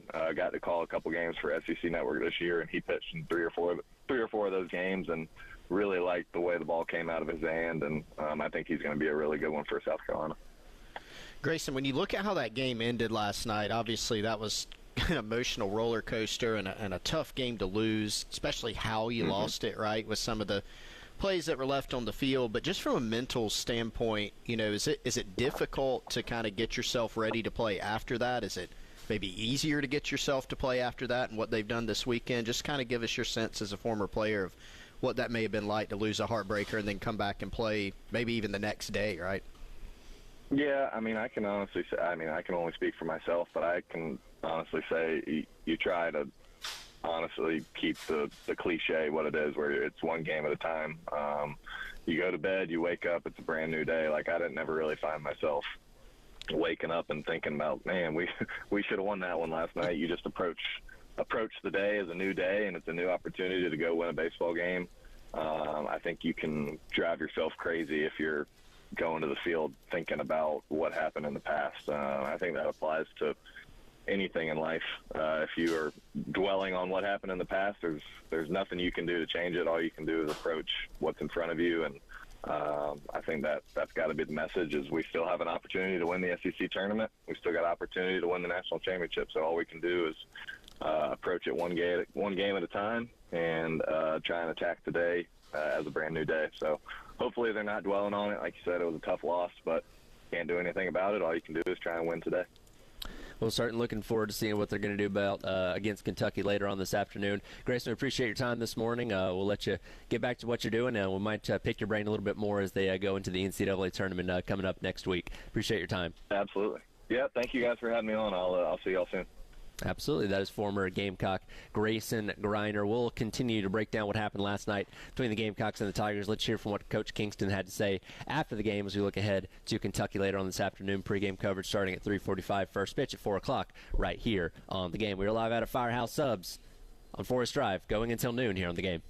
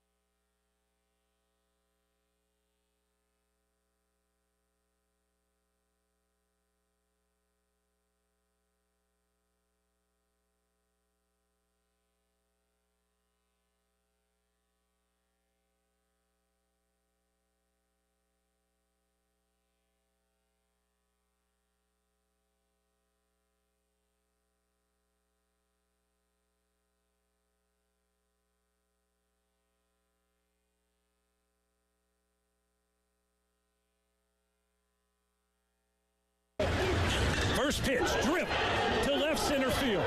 Did he get it all? Oh, yes, he did. Grand slam, Cole Messina. Just destroyed that pitch from Ackenhausen. A no-doubter to left center. And South Carolina takes a 4-run lead here in the third. Welcome back in. It is the Extra Point in the Gamecock Central Takeover Hour presented by Firehouse Subs, live out at Firehouse Subs on Forest Drive. Store opens up at 10 o'clock, so in just a little bit here, come by and see us, get a delicious Firehouse Subs, get a t-shirt, koozie. Josh has got Firefly tickets if you want those. So, again, come by and see us. Going to be out here until noon. That was the call last night, Derek Scott on the Gamecocks Radio Network, of the Cole Messina Grand Slam that put the Gamecocks up 5-1 in the third inning. Unfortunately, not quite enough to get the job done for the Gamecocks to win, falling 11-10 to LSU in the third round of the SEC tournament. But, man, what else can we say about Cole Messina? 8 of 12 this week, 14 RBIs, which is the record for the SEC tournament, with still more baseball to play, and 3 home runs, including that grand slam last night. Playing absolutely out of his mind this week. Man, he's been so fun to watch. And one of my favorite things about athletics is when a guy sort of starts to get to, I would assume as a third-year player, not to get too far ahead of ourselves, but obviously Cole's going to have a decision to make where this could be his last season, could be, making his jump to the pros and try to get drafted. But I love when a guy comes in, works hard, and then is able to settle in and play their best ball as an upperclassman. And if you look at Messina, look at him when he first got here, and he was kind of playing sparingly, and then what he did last year, and now you're seeing him take it to an even different level. And it wouldn't be fair to expect this, even going into postseason with the regional and stuff, but he is so locked in. And not that, what did you say? Did you say he's 8 of 12, 14 RBIs?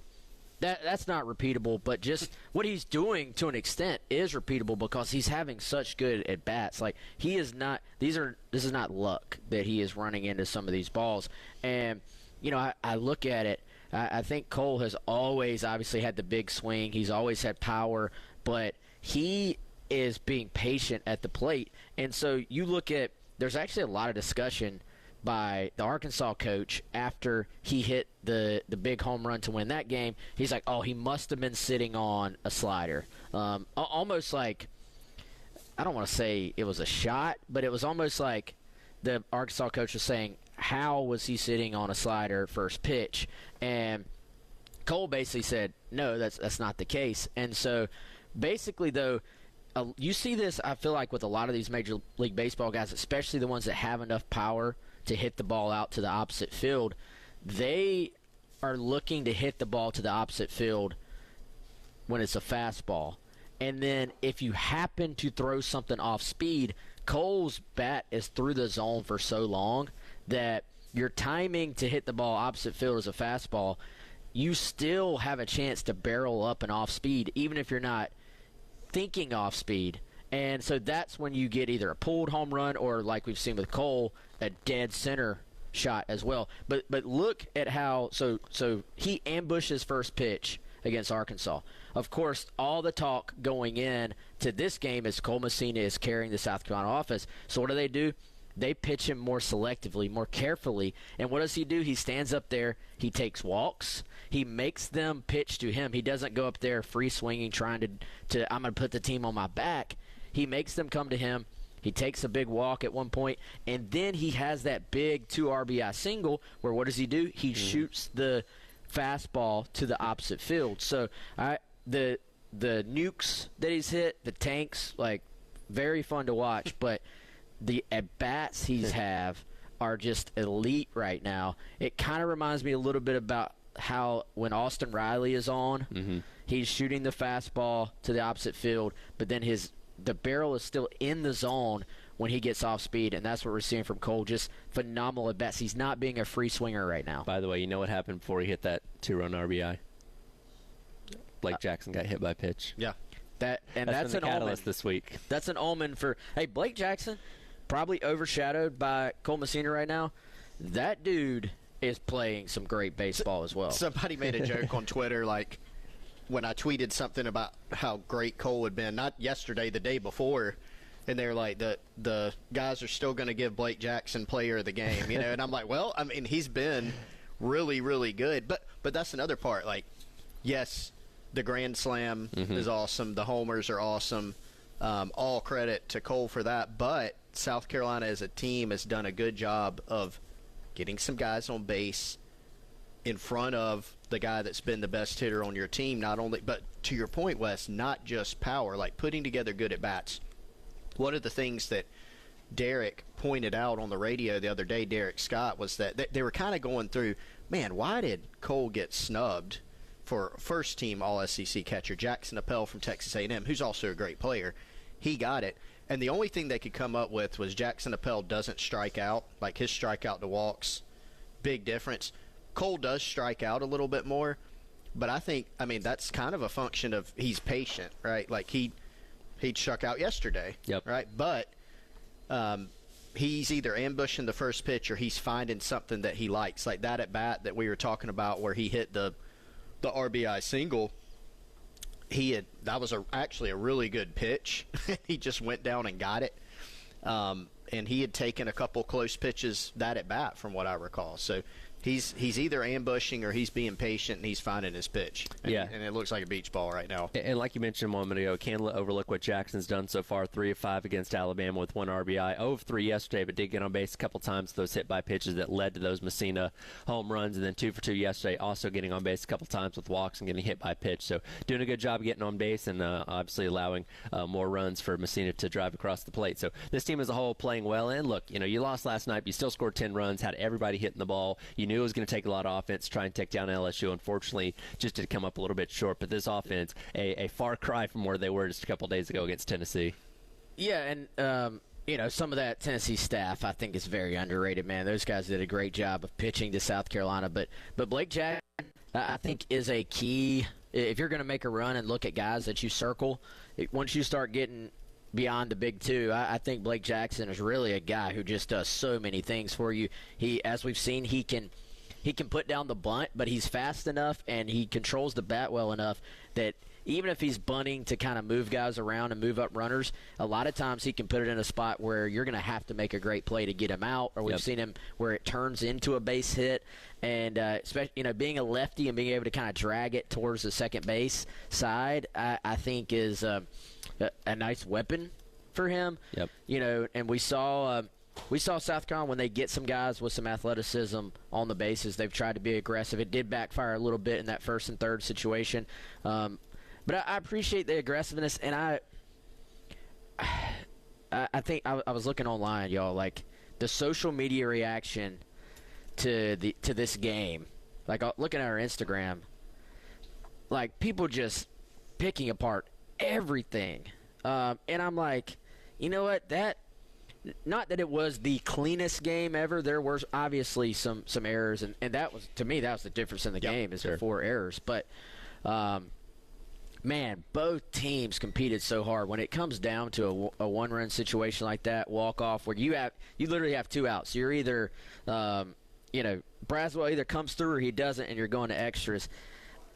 I just have a hard time faulting either one of those teams or getting too nitpicky about the decisions that were made, just because that's 2 teams competing at the absolute top level in terms of just going back and forth. And you gave LSU their toughest game of the week. They had outscored their 2 opponents 20-1 coming into yesterday. Nobody had even been in their stratosphere. So it's one of those games that, yes, and we'll get to Coach Kingston on those errors in just a moment. One team had to lose, unfortunately, and South Carolina came up on the short end of that. But nevertheless, a very entertaining game. Well worth the 4 hours of investment that we put into it. Unfortunately, it didn't go our way at the end. We'll hear what Coach Kingston had to say about those errors and kind of pick apart what did go wrong for the Gamecocks last night and start to look ahead to Kentucky later on this afternoon. Again, we are broadcasting live out at Firehouse Subs on Forest Drive. Store opens up at 10 o'clock. Come by and see us. Got T-shirts, got Firefly tickets to give away, and, of course, you can enjoy a delicious Firehouse Sub as well. Tyler, West, and Chris going until noon, all right here on The Game.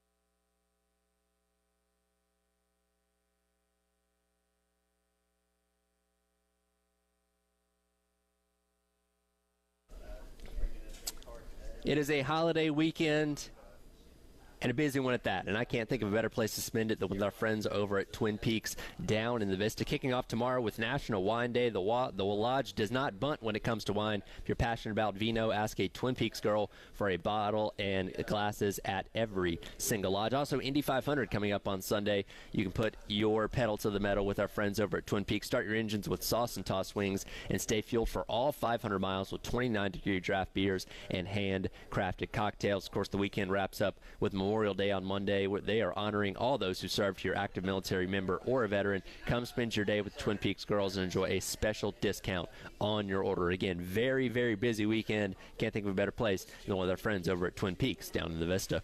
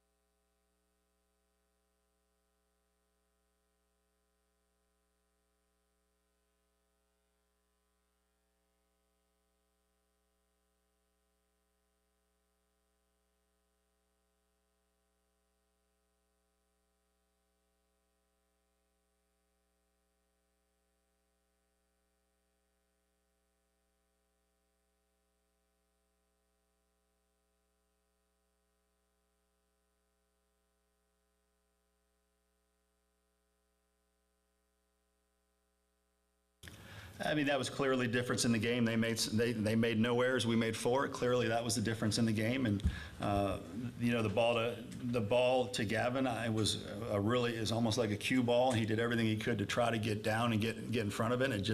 It snuck through him. And look, it was a tough play. It was unfortunate. Nothing you can do about it now.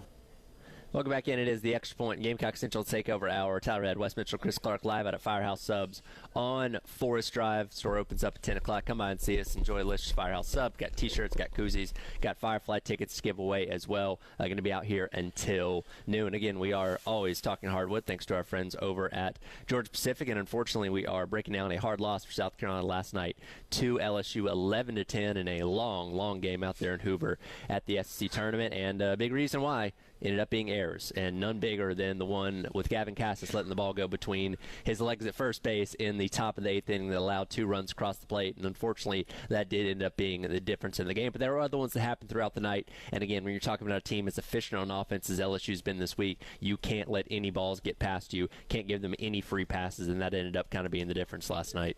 Yeah, and you had to throw an error before that as well. That maybe you're out of the inning beforehand, and I think I feel awful for Casas, honestly. Like that's a play he probably makes 98 out of 100 times, and those are plays that guys at the college level make most of the time. But it looks like you're like, oh, it went between his legs. You're like, that's an easy play, but it's really not, because that ball is hit right at him, and I feel like when you get a ball that's hit right at you, but it kind of short hops off the bat, it looks like the ball is hit like 110 miles an hour. That one maybe wasn't hit quite as hard as it looked off the bat. And then, in Little League, they tell you, keep your glove on the ground all the way. But a lot of times that ball is going to bounce up into you, and if you can't corral it, it can bounce away and you have an error anyway. So it's not really as simple as just put your glove on the ground. That one ended up kind of staying down. It had probably some unique spin to it. And I feel bad for him. It is an error. It is a play he normally makes, but I would probably argue that play is a little bit more difficult than it appears just to the naked eye off the bat. And also, there's give and take to everything. I know you're moving Casas back to first base for defensive purposes, right? But there is a little bit of a give and take to the fact that that guy has now played the entire game at third base, and now you're moving him back to first base, as opposed to having played an entire game, in this case 3 straight games. It would be if he was just playing first base. You've gotten a feel for how the infield is playing on that side. You've gotten a feel for the dynamics of your sight lines. I know that's a small thing, but when you're talking about a ball that goes through your legs like that, every little detail, every little variable could have been a factor in that. So but at the end of the day, I felt awful for him. We've had him on the show. He's a competitor. He comes up in the bottom of the 9th as well. After that, just felt awful for him, because I know he was probably beating himself up on that play. Yeah, and look, I mean, Carolina made some nice defensive plays in this. So you think about Brendling, right?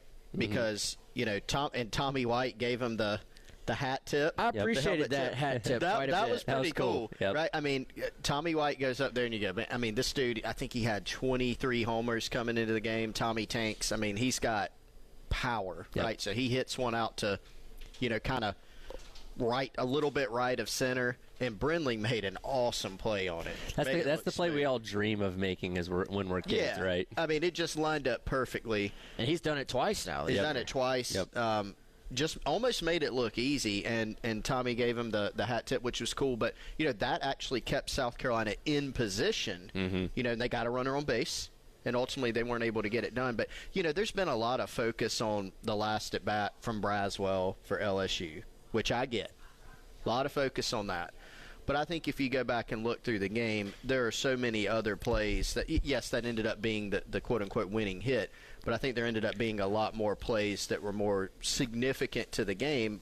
That error that we've been discussing was obviously a big one, because South Carolina was in position at that point. And I know a lot of people, kind of, like Wes mentioned, kind of scrolling through social media, seeing what the reaction to last night's game was. And, people that were lauding Veach as a hero the other day are now jumping down his throat for the performance and the end of last night's game, which is ridiculous. Absolutely ridiculous. And again, that is a great offense that LSU brings to the table. And again, there's the fatigue factor of already pitched a little bit earlier in this week and just didn't have his best stuff last night, and that kind of thing happens.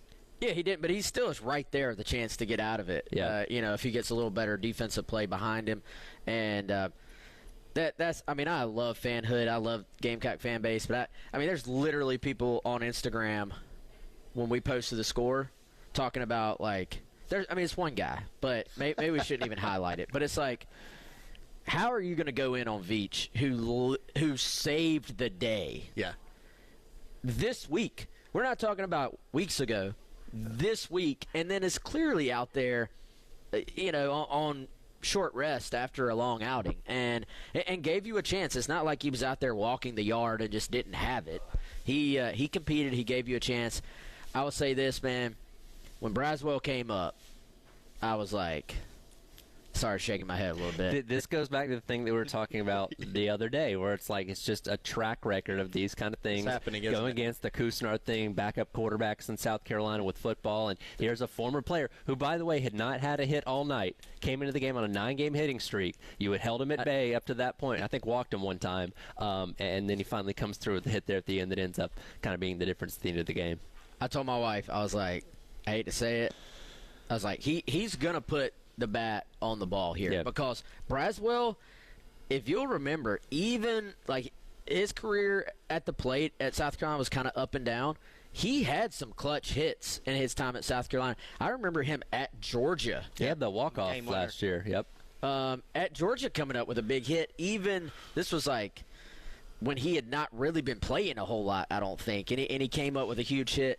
I was like, he's gonna put this ball in play. It may not be hard hit, but there's a good chance it's going to find grass, and it did. And I mean, credit to him. You talk about hat tip. You got to, in some ways, tip your hat. The key pitch on that at bat was that Veach had thrown 100 changeups, and they had a weird. It almost looked like a malfunction. The pitch before that, Messina, if you notice, Messina couldn't get the call in to Veach, and the pitch clock was running out.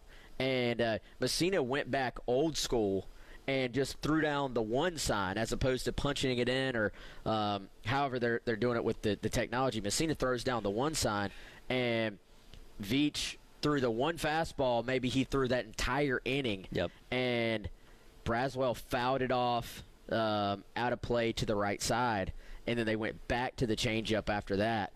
And he was out in front of it, but not quite enough, obviously, and it found grass.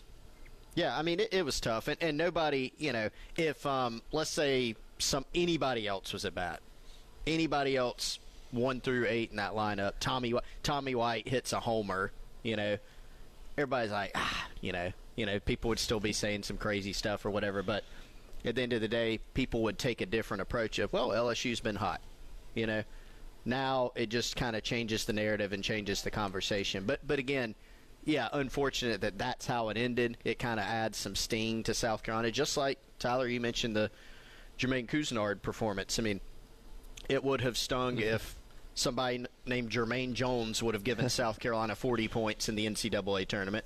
That happened to be a former player. That always stings worse. There are already fans after this bringing up Juice Wells. Oh, yeah. I did see that as well. Yep. I've seen that. They're already forecasting that one. People are, we like to say pre-mad. People are pre-mad about it. They might have a reason on that one, though. Well, there's a few guys that can hurt you that play for Ole Miss this year. There's smoke to that fire. Yeah. We'll say that much. But I would say, guys, this is the landscape, right? Like, yeah, it happens. South Carolina's playing. It's happening to everyone. South Carolina's playing Vanderbilt. Yeah. And they have Casas and Parker Nolan in the Garnet Black. Yeah. So, and that's what Kingston mentioned. One of the LSU reporters asked him, like, what do you think of watching one of your former players, come up clutch in that situation? He mentioned, like, Vanderbilt's coaches probably felt the same way watching Casas and Nolan when we played them. So happens to everyone. That's the nature of the sport now. Yeah, it does. It does burn a little bit more, but it is what it is. It is what it is. We'll continue the conversation about baseball. We'll talk to our guy Jack Feltry coming up in the 11 o'clock hour. But coming up next, look at the latest D1 baseball projections, see where South Carolina sits going into game number 4 of the SEC tournament, taking on Kentucky again today at 4 o'clock. Pregame coverage starting at 3:45 right here on the game. We are live out of Firehouse Subs on Forest Drive. Store opening up in just a couple of minutes. Come by and see us. Got T-shirts, got tickets to give away for the Fireflies. Also, you can enjoy a delicious Firehouse Subs as well. We are going until noon here on the game.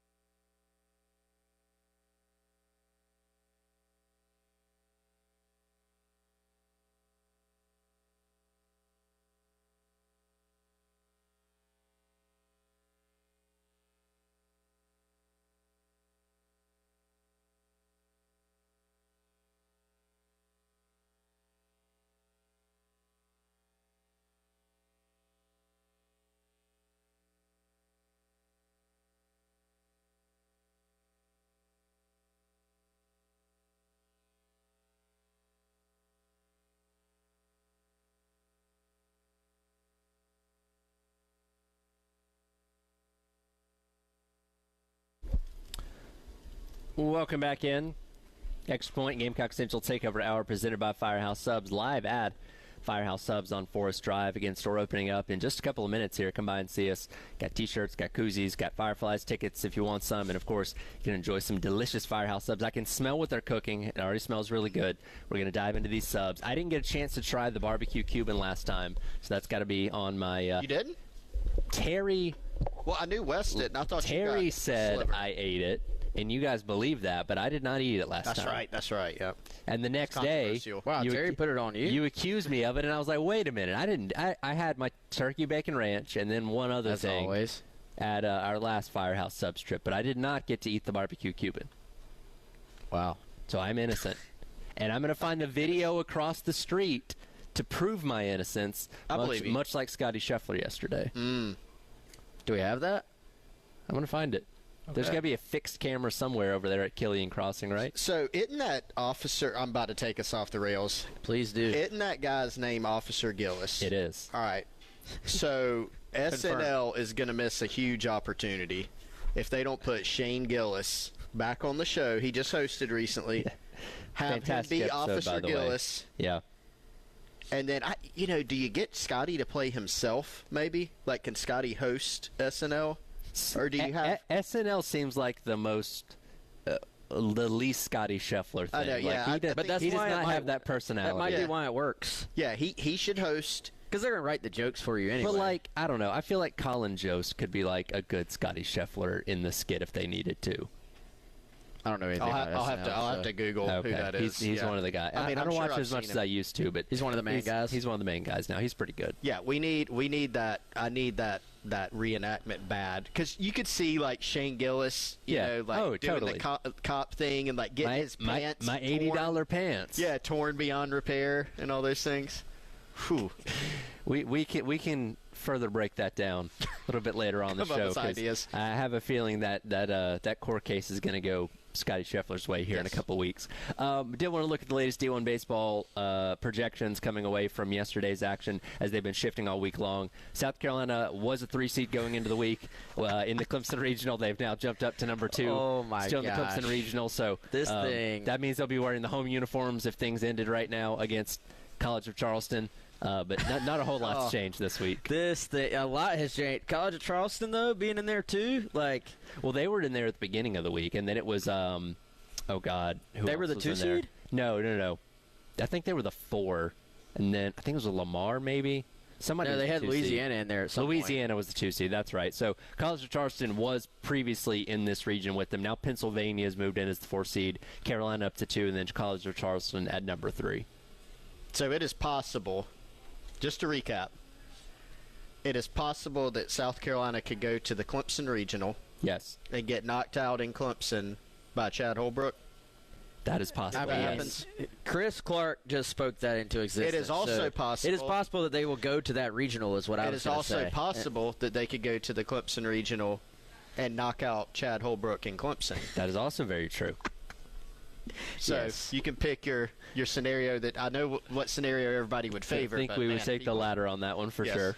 Here's what I want to know. D1 baseball guys, when they put these together, how much how much of this stuff are they able to source?